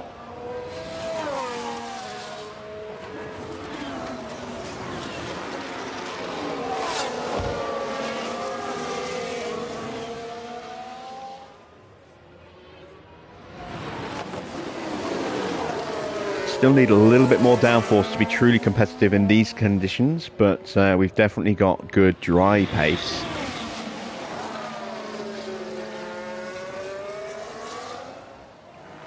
And that's because, you know, we've got such a good DRS, which is completely neutralised in these conditions.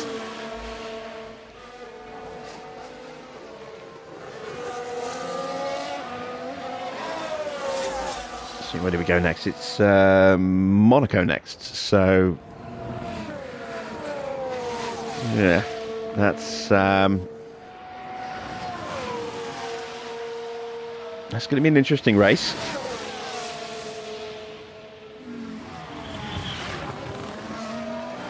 Barcelona, we should do pretty well. We've got pretty good downforce across the board. We don't have a massive deficit in any one area there. And we'll have new chassis, hopefully, for Barcelona. I hope. Certainly hope to have new side pods, at least on one of the cars. And then when we get to Canada, maybe new underfloors, new rear wings at Austria, where DRS will be hugely important, just to further improve and keep our advantage. So I'm feeling relatively confident about us being regular points contenders this season, more so than last. And hopefully we'll be more regular podium contenders as well. I don't think we're going to win another race this year, but I think we'll certainly get another couple of podiums this year. We've got really good underlying pace and a really strong DRS, and if we can just get a little bit more downforce onto the car as well, you know, and without sacrificing any of that speed, then we can go to places like Spa and Monza and definitely be in with a shout of podiums, possibly even a win. It depends how quickly Red Bull develop. We know how good they are already, and you know their facilities are top notch. So, and they've got the two best drivers as well. in Leclerc and Verstappen. So they are going to be a mighty prospect for the next couple of seasons at least.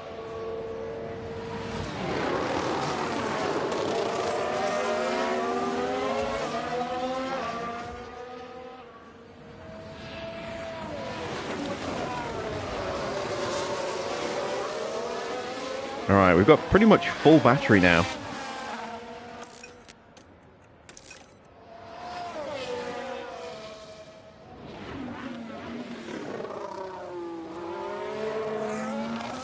We just need to do one more lap of top up.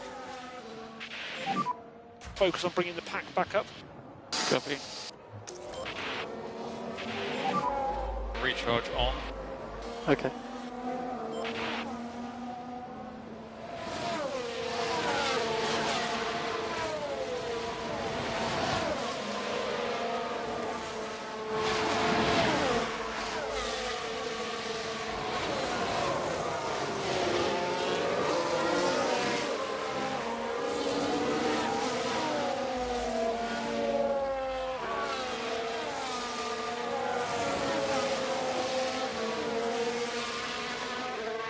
We're about halfway through the Grand Prix.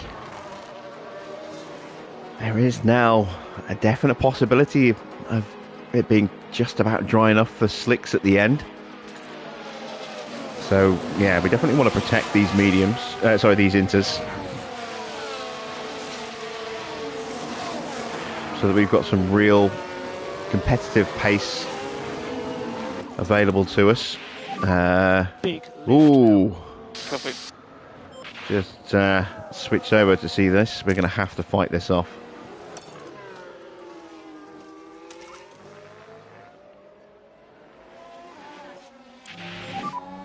No saving required. Yeah. And energy is available. Copy.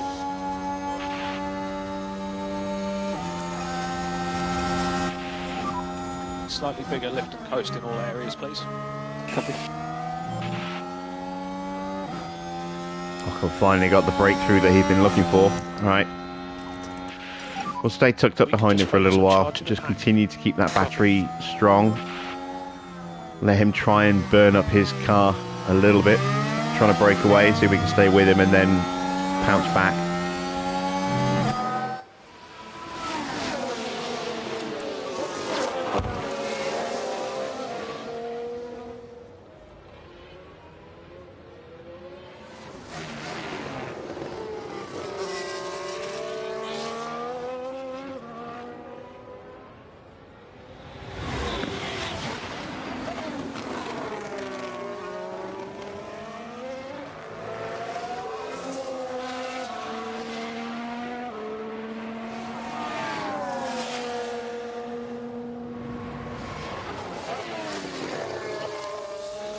I'm sitting on 14 points right now. It's not quite as nice, but it's still pretty good.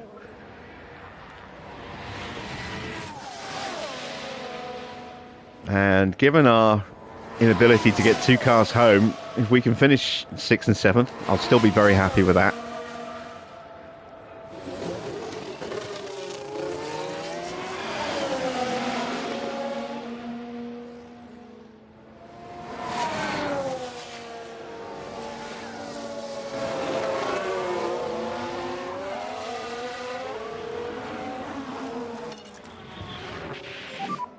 Back off now. Copy.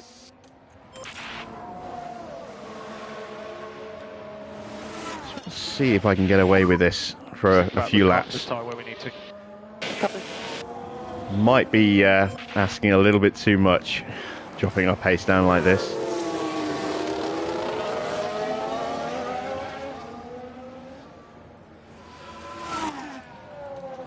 Just compensate with a bit more Lift and coast needed. Copy. push on the braking.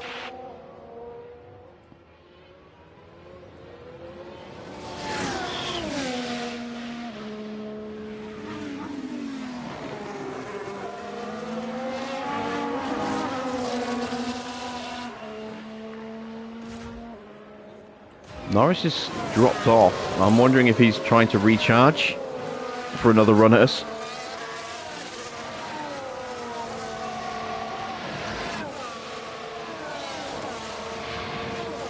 Or maybe it's just the pressure that Magnussen's putting him under. This is what I was hoping to achieve when we tried to break away last time. That Magnussen would just keep harrying and hassling Norris. And hell, maybe even lock up into the back of him, take them both out.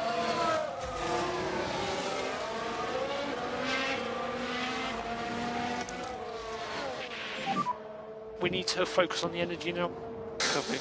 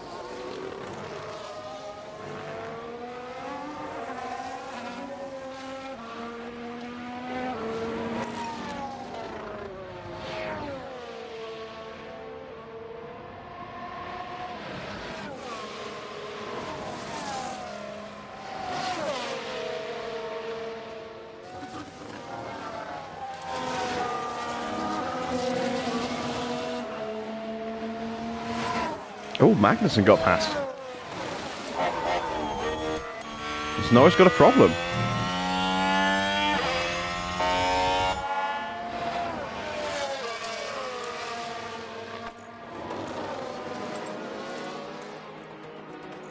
Ah, yeah, that's why.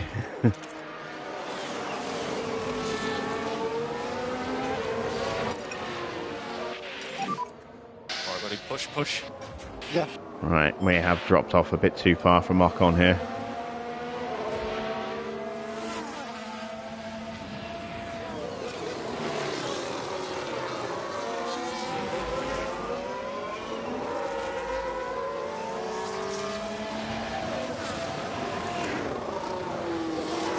Ocon put in a sprinting lap, last lap, a 1:21.5.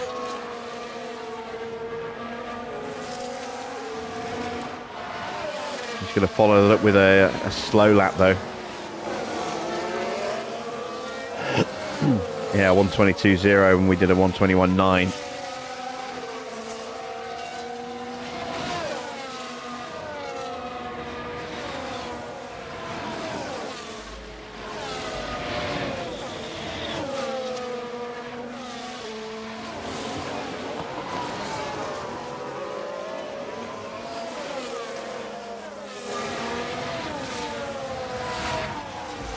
What's it looking like at the front?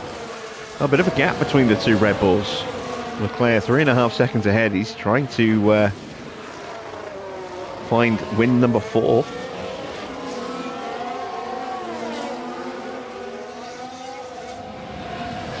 The other two winners of the season so far. 1 win for Max, 1 win for Oscar.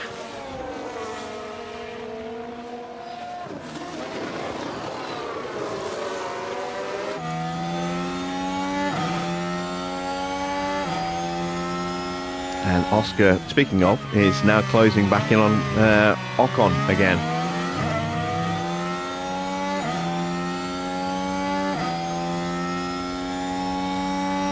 And Russell's now starting to close in on Norris, whose pace has suddenly just gone.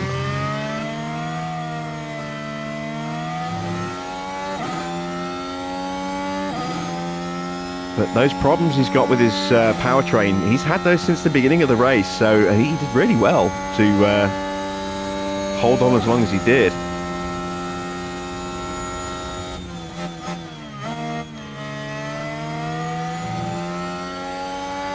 The Oscar's almost back in the 1 second range.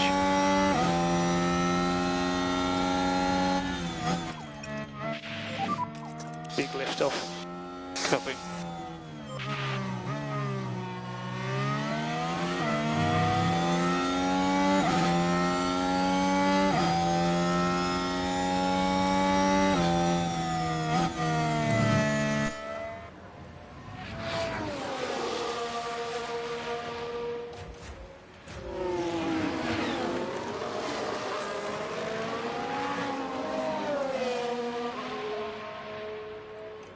Let's retake the position. Lean on the tyres. Yeah, copy.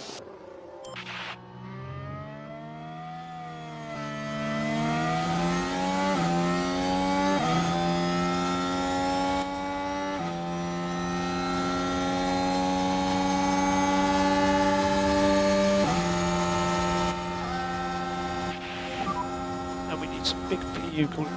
Copy.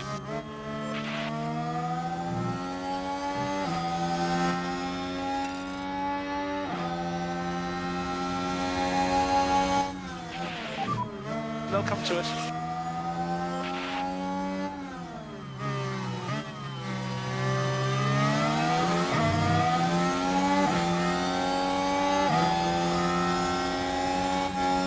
I knew Ocon was going to try and shut the door like that.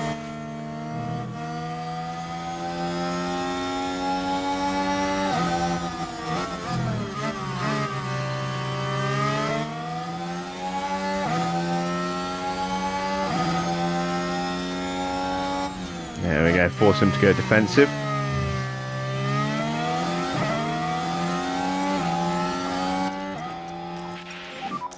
Back off now.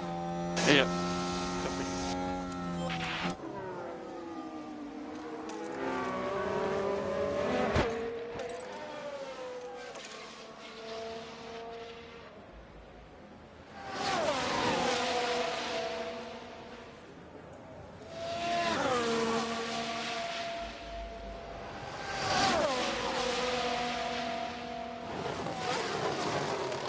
I would have kept on pushing, but we used up a lot of battery just to try and get the move done, so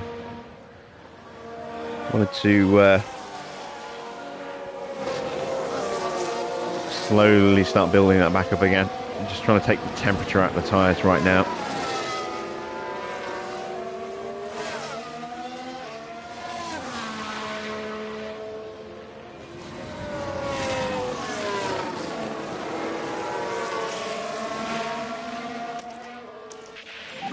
I'm going to push with Mick No though. more lift and coast required.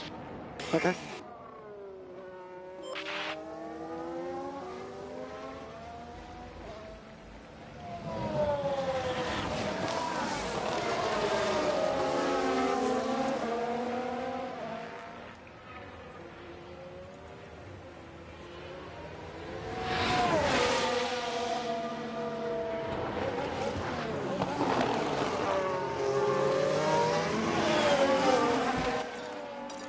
Wrong way.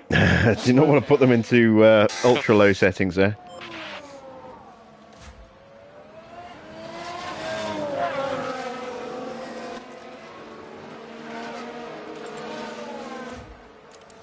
How are we looking on tyres against the rest?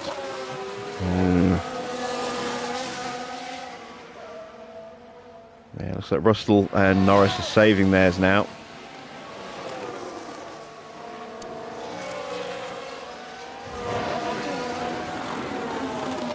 Start saving tyres with Oscar Back off now. Copy. and Mick. Okay, mate, let's try and protect the tyre. Copy.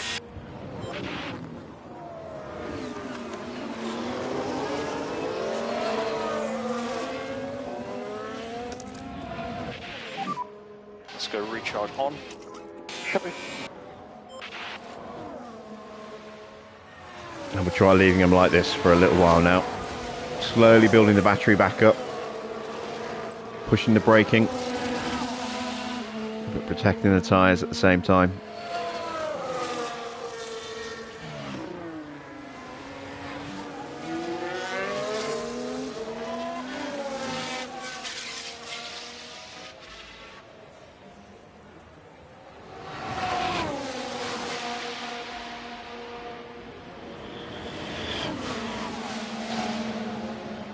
Ooh, there's a mistake from someone. It's Magnussen, I think. Oh no, Porsche. Wow, we really have dropped Magnussen. Now the action happens as they went into turn 16. So this is just behind Russell and Albon The here. wheels just lock up there. They took a Straight gamble, into the gravel. but it was just too late. It's always the worst place to lock up on the... Well, technically the worst place is turn 7 at Tosa, where Oscar's arriving now. because you lock up and you go into the barrier 9 times out of 10.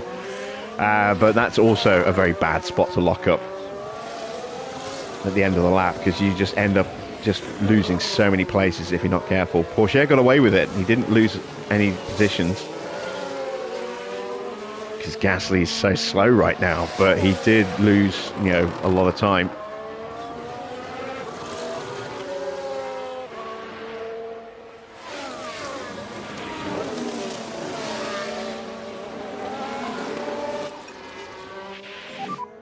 Need to lift where you can. Copy.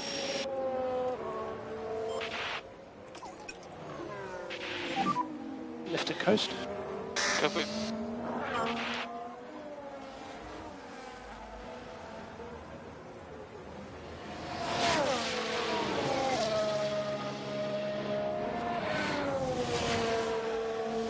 And Stroll has definitely dropped off the back of Tsunoda, so there is a possibility that we might be able to challenge him a little later on, especially with us saving our tyres a little bit. We can push them quite hard to catch him up.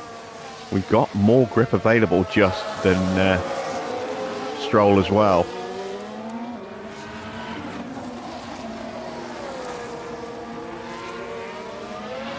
Gap's floating around the 5-second mark.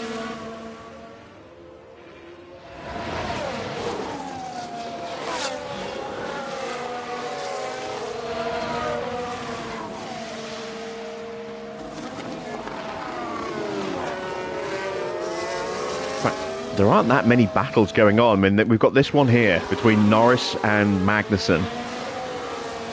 Russell and Albon not really in a battle. Perez has managed to get up ahead of Zhou and is now all over the back of Gasly. Let's see if he can get past Pierre. If he can, we might start to see a little bit of extra pace out of Perez.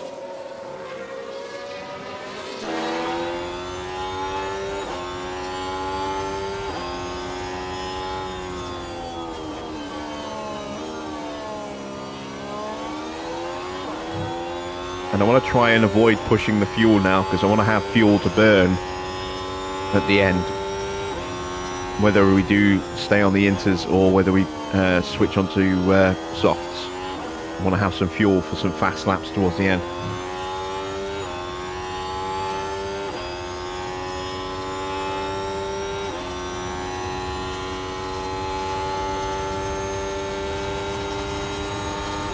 He's close, as you can have a look.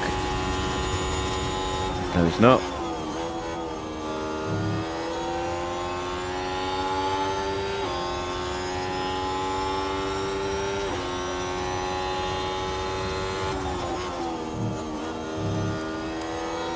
He's thinking about it at the Tosa. Can't quite get up the inside.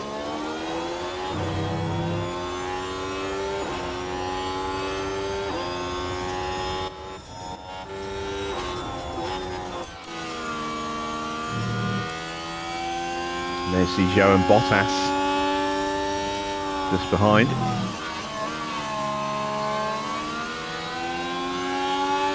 Oscar's got the gap down to Stroll to just 4.5 seconds now.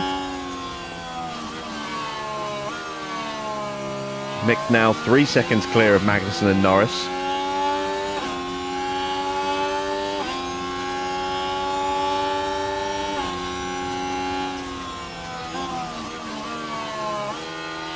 The laps are ticking away.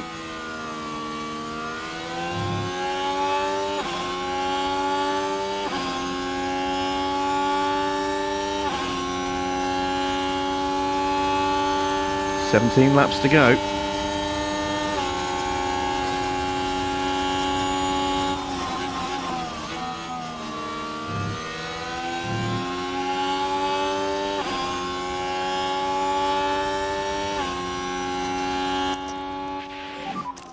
Overtake is available.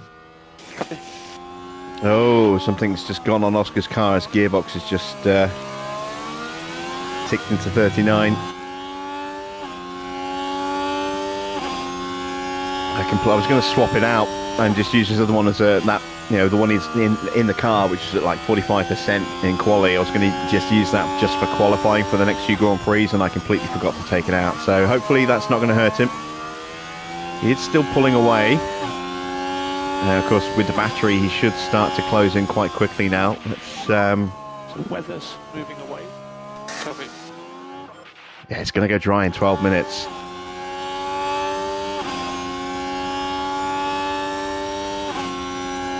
Let's go back into top up. Alright, mate. Recharge on. Copy. Bring the pack up. Copy. And Gasly's pulling away from Perez. We've got a nice little gap building. That was Stroll that we just saw in front of us there.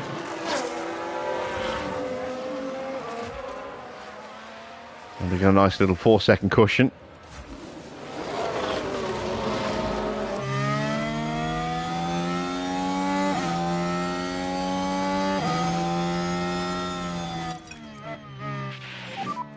Push more. We can start to push the tyres a bit more now. Let's push, come on. Copy.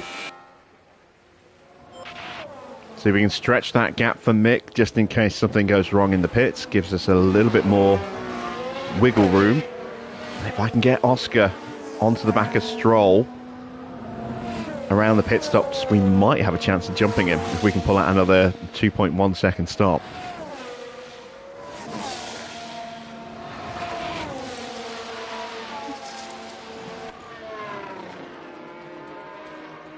So this is going to go dry in 6 minutes.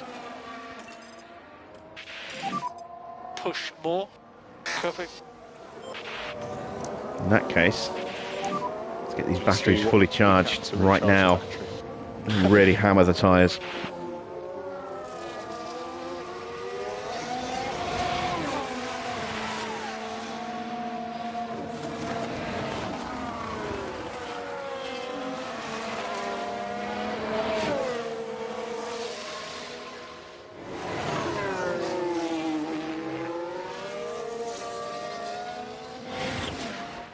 Just while I'm finishing battery charging, I'm just going to push the fuel a bit as well. Just try and keep those gaps consistent. I don't want Ocon to get within a second of me. And I want to continue to try and get Mick to stretch his gap over a three-way fight now between Magnussen, Norris and Russell.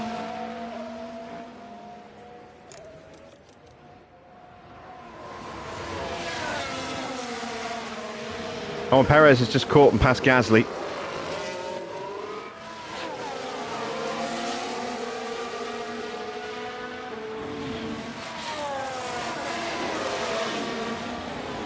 Ocon's pushing as well. He's got the gap down to half a second.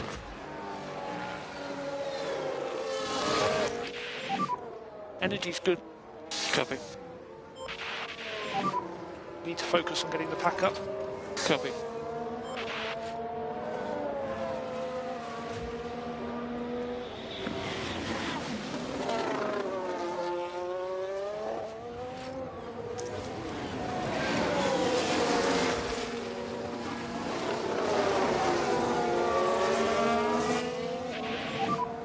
Rain risk is receding. Copy. Let's see if we can focus on recharge, please. Copy. All right, it's going to be an interesting last 10 laps.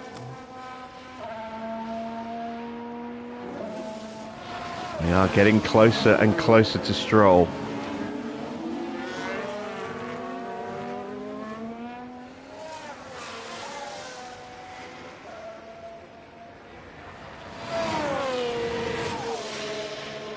Wow, Charles got the gap up to max to 8.5 seconds now. He's having a really strong season so far.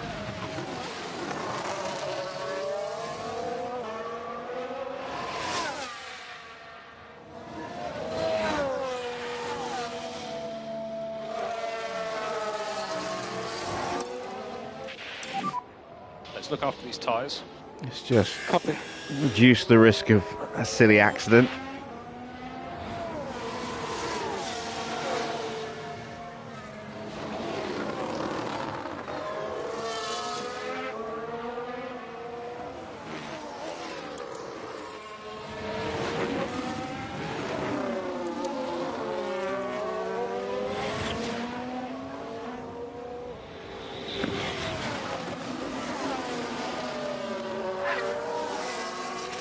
There's a spare kilo of fuel. That will last maybe 8 laps.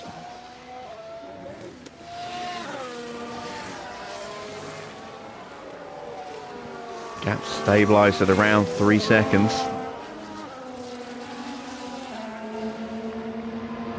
Stroll pushing on that last lap, a 1:21.5. We did a 1:21.8. Or maybe Tsunoda's just did a slow lap.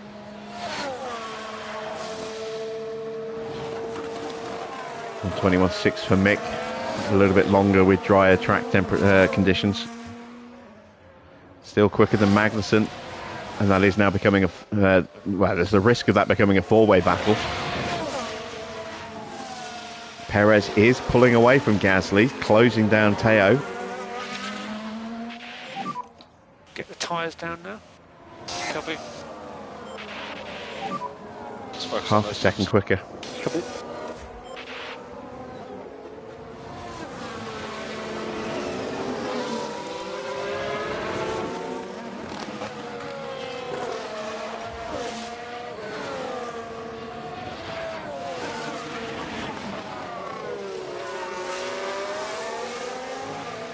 Really hope this gearbox issue isn't going to come home and hurt me.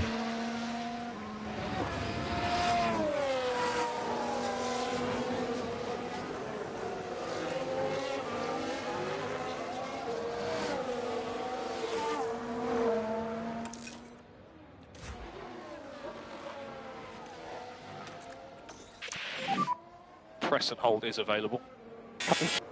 Almost got a full battery of Mick, which is why putting him into top up. Sorry, into harvest, just for the first couple of corners. And then we can stick him into neutral. I'll do that once he comes out of Tosa.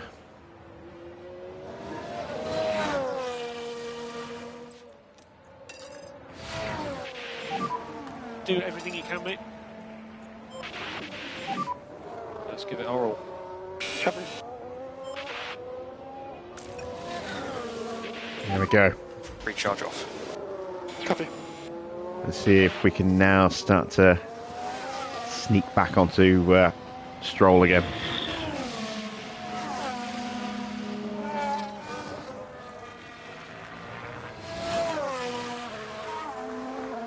Definitely the right decision not to try and do 2 runs of inters here. I mean, we would have been quick, you know, pushing the tyres all the way through on each stint, but I don't think we'd have been quick enough to catch back up to here again.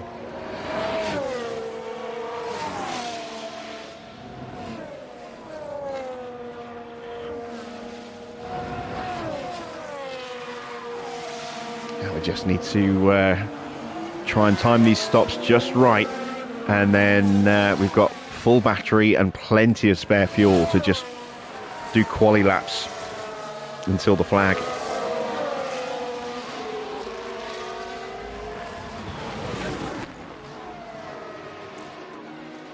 Let's just see what the tyre prediction is going to be like. If we box in, say, 2 laps. Oh yeah, we can absolutely hammer them. Hell, even 3 laps. Even now, we could box. If we box at the end of this lap, we could absolutely hammer them for the entire stint. So it will be quali laps from pit stop to flag.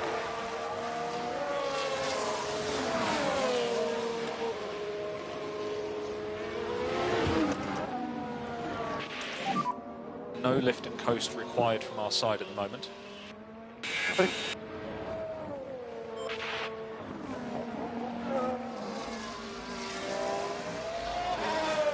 Just stretching out that gap to Ocon.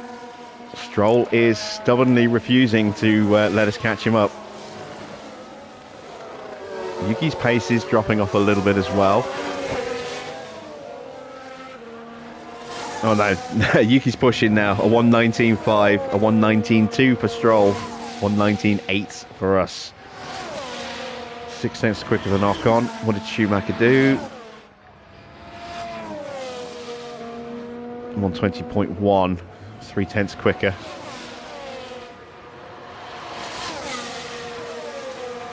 And a 120.0 for Magnussen. He's trying to sprint away from Norris. I may possibly be boxing at the end of this lap. I'm probably going to go one more lap.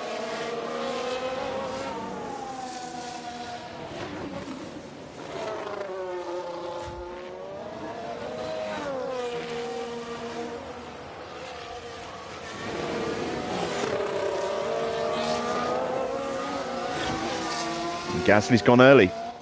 I am going to go one more lap. Track's not going to be quite dry enough.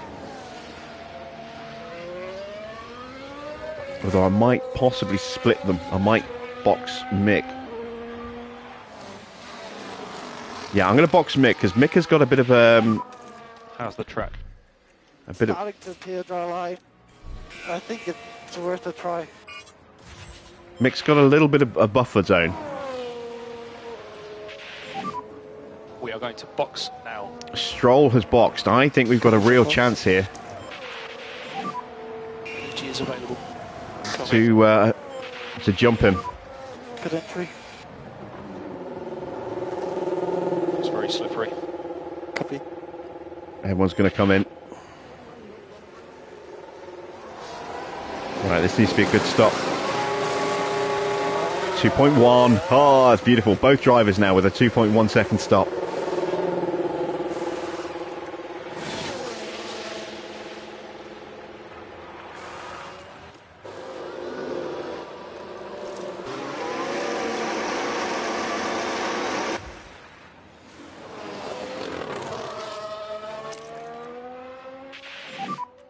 Overtake is available. Copy. Let's call in Oscar.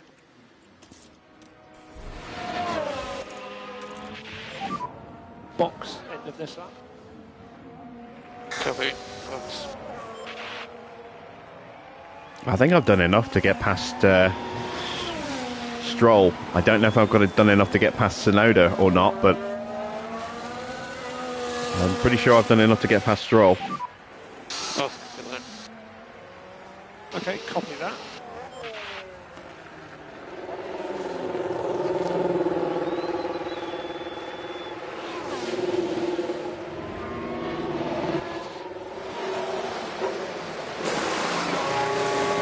Ah!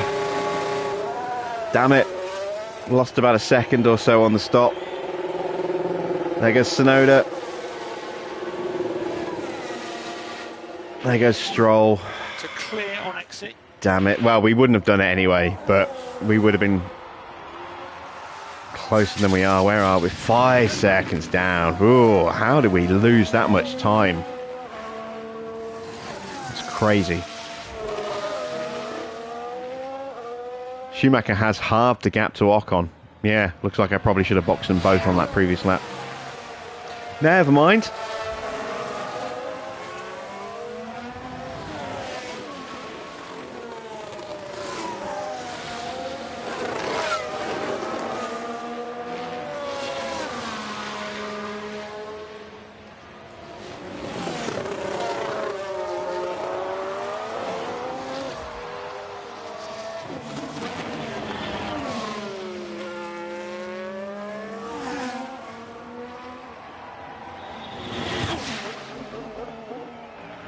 Mick is flying right now. But this is a temporary thing. The Red Bulls are going to go insanely quick. Fastest lap for Tsunoda. 6 to go.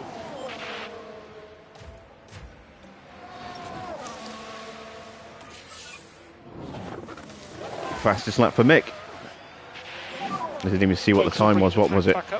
1:15.4. Wow, 1.4 seconds quicker than Yuki. I don't think it's going to be quick enough to stay faster than the Red Bulls, though.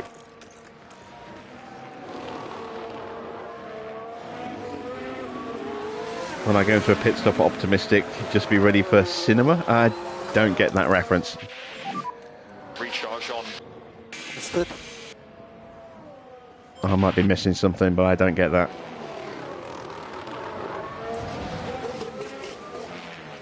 Looks like we're going to have to settle for 5th with Oscar unless there's a mistake in front of us, but Schumacher's got a real chance here against Ocon. If I can just get close enough.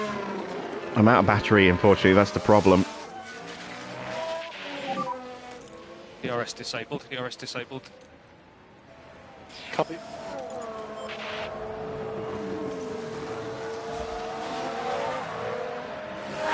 Ah, right, okay. I see what you mean. 5 to go.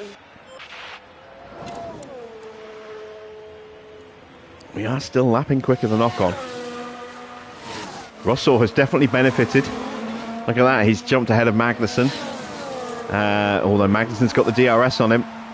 Albon's got ahead of Norris as well. So Norris has really lost out. He's dropped out of the points completely. Perez has got ahead of Pourchaire. Although again, he's now got competition coming after him with DRS. So Perez is going to be scrapping tooth and nail now to hang on to 12th.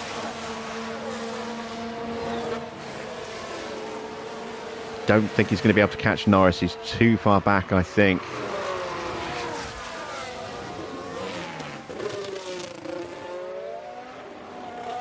Mixed time has stagnated a little bit. Just can't quite catch up to Ocon. Need the battery. We don't have any left. Used it to try and get the undercut or the overcut. No, it was the overcut with Oscar. It was the undercut with Mick. Neither worked. Although definite improvement there for Oscar against Stroll. Took half a second out of him on that lap. Took 2/10 out of Ocon there. These fights aren't necessarily over. I think it's a bit too much for Oscar. Mick, maybe, if we get really lucky.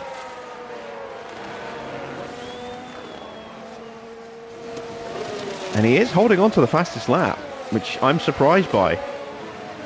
So a 1:15.5 for Charles Leclerc. We must only just be holding that fastest lap. We did a 1:15.410.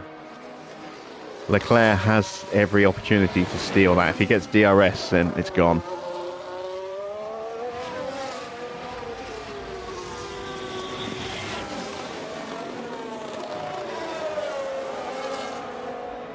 Yeah, there we go. It's gone. 1:15.339. Oh, he got us by 0.06 of a second. It was close. It was worth it. Yeah, worth a try.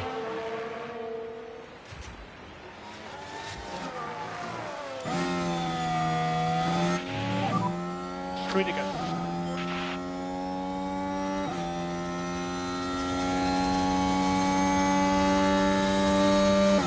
Again, we took a fair bit of time out of Stroll again on that lap.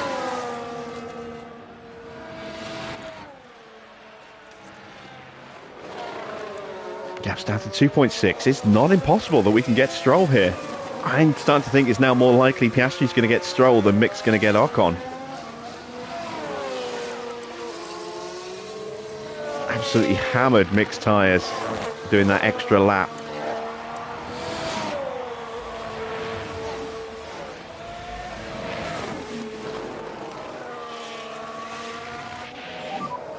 Do with bringing them down slightly if we can. Yeah, copy. Sorry, Josh, we can't. We've got to keep the push on. See if we can get these gaps down close enough for DRS.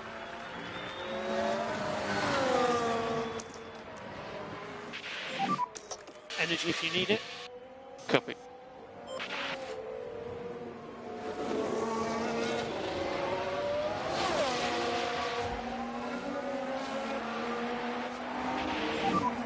Do what you can to keep the tyres cool. Yeah. 2 to go. Copy. Recharge on. Copy. Oh, it's going to be tight. It's going to be very tight. New fastest lap for Norris, who's suddenly found some pace. So 1:15.2. He's got DRS, that's why. That's why he's suddenly found it. Oh, I'm not going to run out of fuel. Trust me, I'm keeping an eye on those gauges.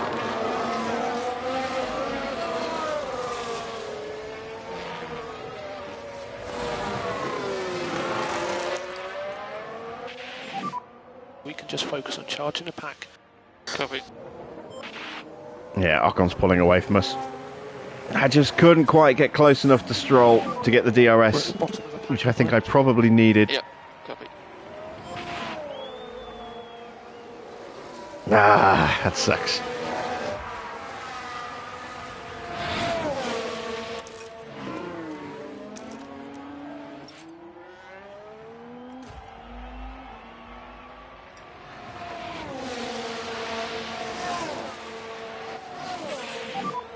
This will be our last Fastest lap for Ocon.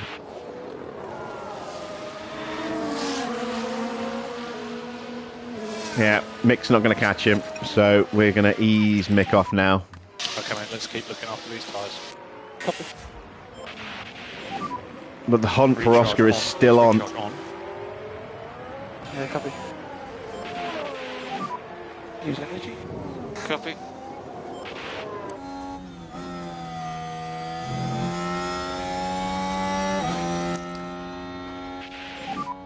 We need to focus on the energy now. Copy.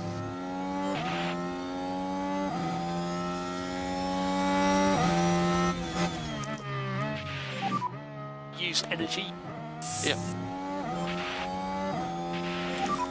We've got no energy, no energy. I'm probably not going to, even if I get alongside, I'm not going to win the drive out of the final turn. Leclerc is today's winner.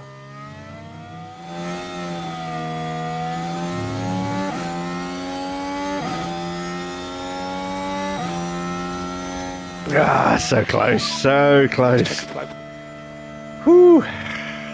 Fifth by just half a second in the end. If we had one more lap, we'd have done him. But I'll take fifth and seventh.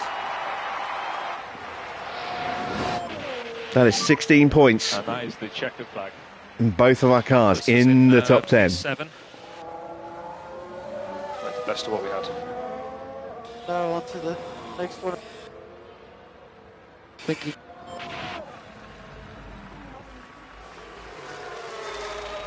Perez did just hold off Porsche in the end.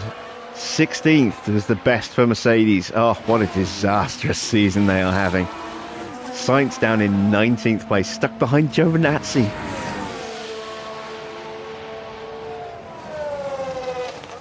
What is going on at Mercedes?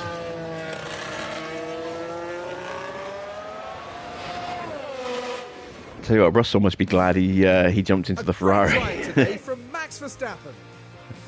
What a fantastic He's not better off, but he's certainly not worse off than he was. For this podium. They deserve nothing Which he would be less. now if he'd stayed where he was. Makes it all worth it, doesn't it? Seeing your team ready to share the celebrations. Out and onto the podium steps Charles Leclerc, the driver from Monaco, really deserving of that. And there's top three 4 spots. wins now for Charles Leclerc from 6 races. 4 superb wins to their name now this year, and it's been a pleasure watching them drive. Well, Formula One certainly feels at home in Italy, and it looks like those 3 feel right at home too.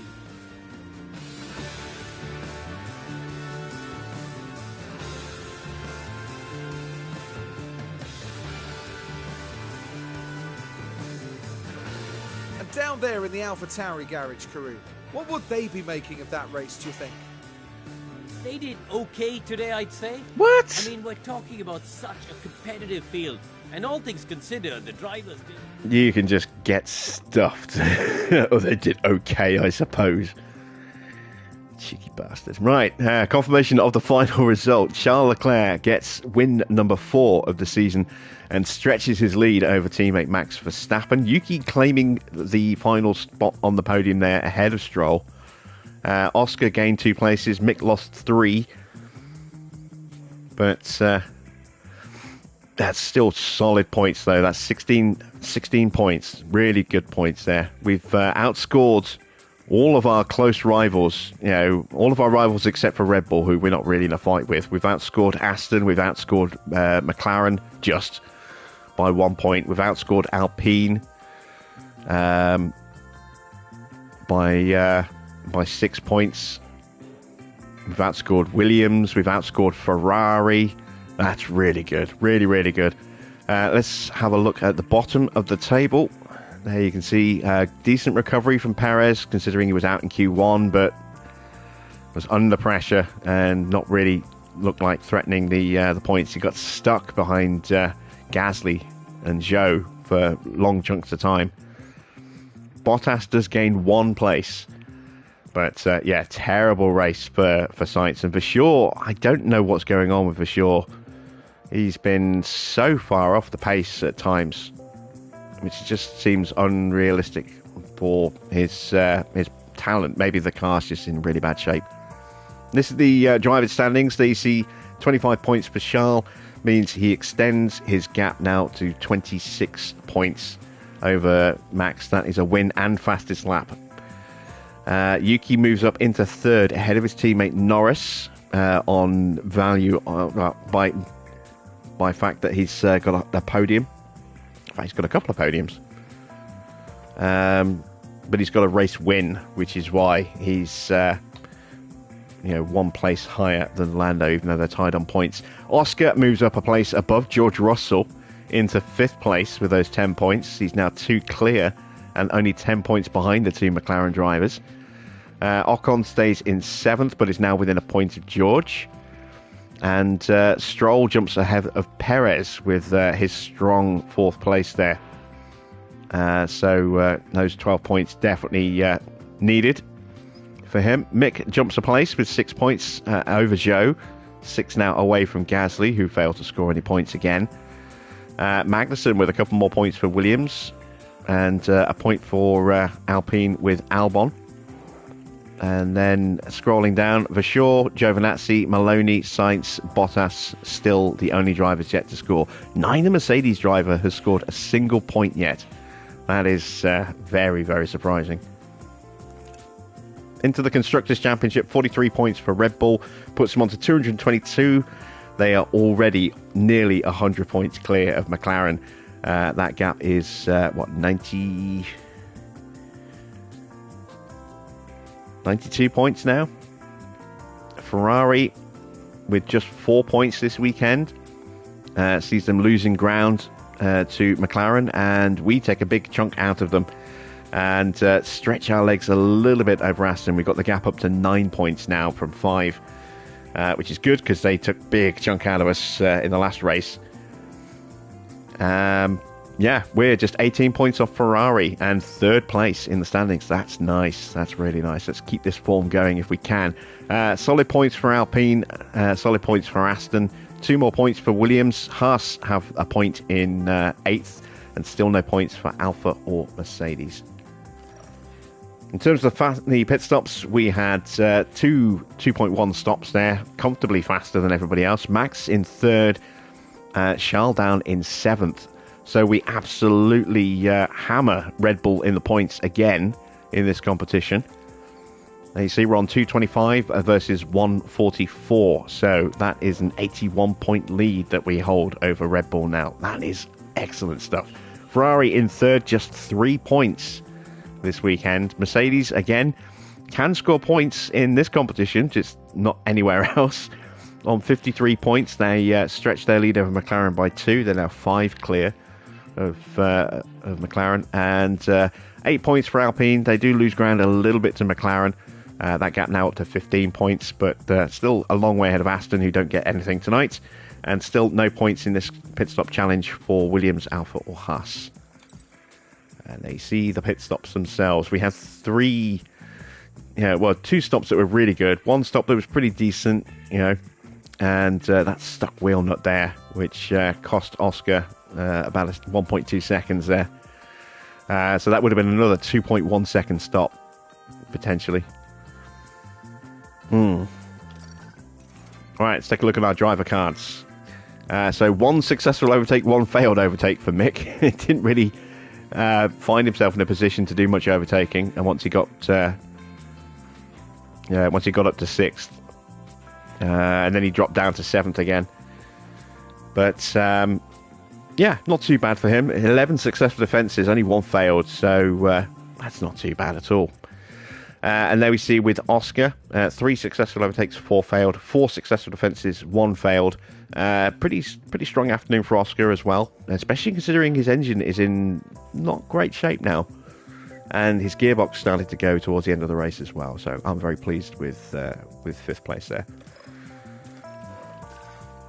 As far as our sponsors go, we actually made some money this weekend. Isn't that nice when that happens? So we missed out on the fastest lap, but no penalty because it was an incentive. We got 1 car into Q3 as for that incentive, so that's nice. For the guarantees, we got both cars in the top 10. No, we said top 12, didn't we, to finish in the top 12, I think. We got both cars into Q2 and both cars to qualify in the top 10. So we add about 800,000 onto our base rate there for just under 4 million. Very nice.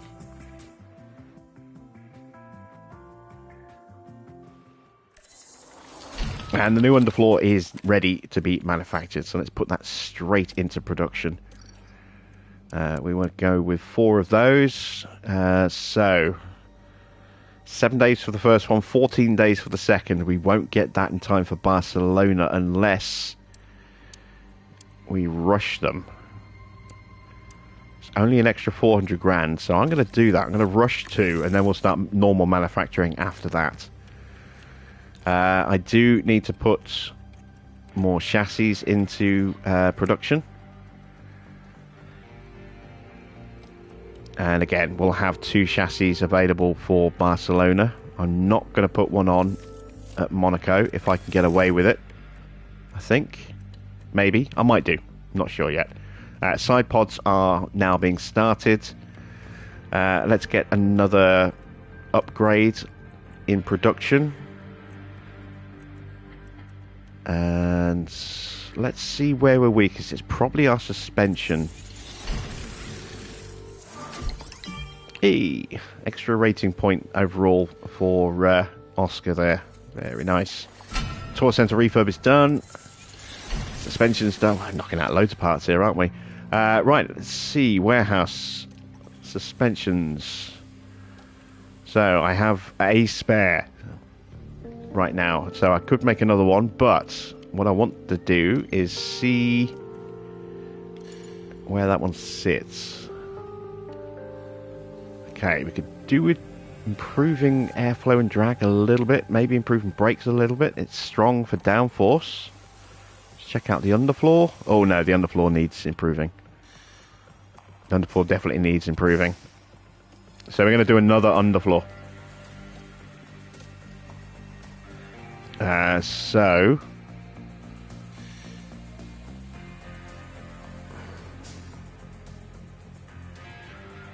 I don't really want to knock out another underfloor so quickly.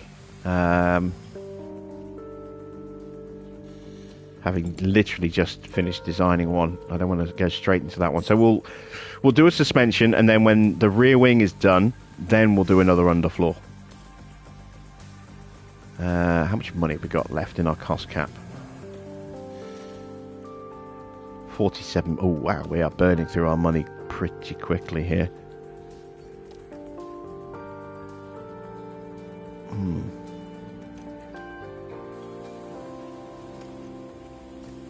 Yeah, we'll do another suspension, and then that'll be it for suspensions for this season. So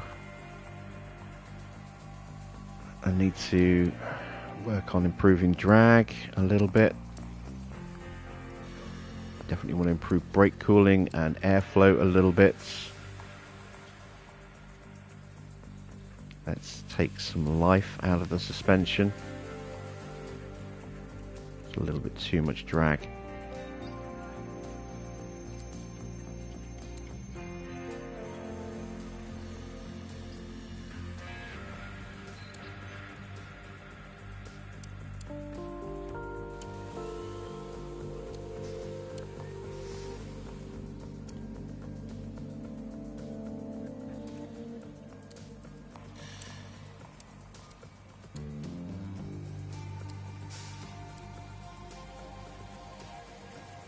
Oh, that's front airflow, isn't it?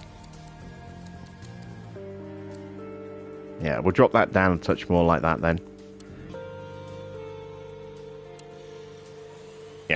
I'm happy with that. So, we want 2 engineers on that. That's 37 days plus 8 days each, maybe 7 days each. So we're looking at Budapest. I think it's a bit too early for Silverstone. Yeah, so we're looking at Budapest for the new suspension.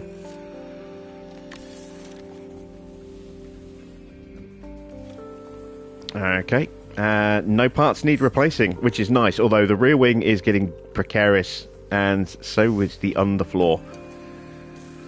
And I don't have a spare, but we only need to go one more race, so we might have to put the new underfloor on Oscar's car at Barcelona, because I don't think that will last 2 more races. I think it'll break after Monaco.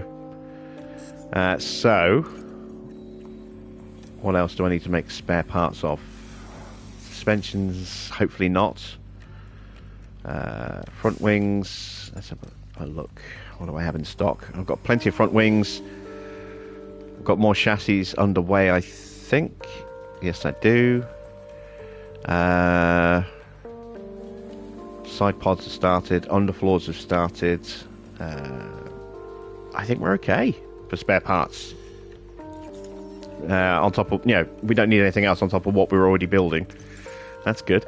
Save a little bit of extra cash that way. Let's have a look at the inbox. Oh, Taylor Barnard. How old is Taylor? He's 21 and he's still only a 68 yet. No, he's a lost cause.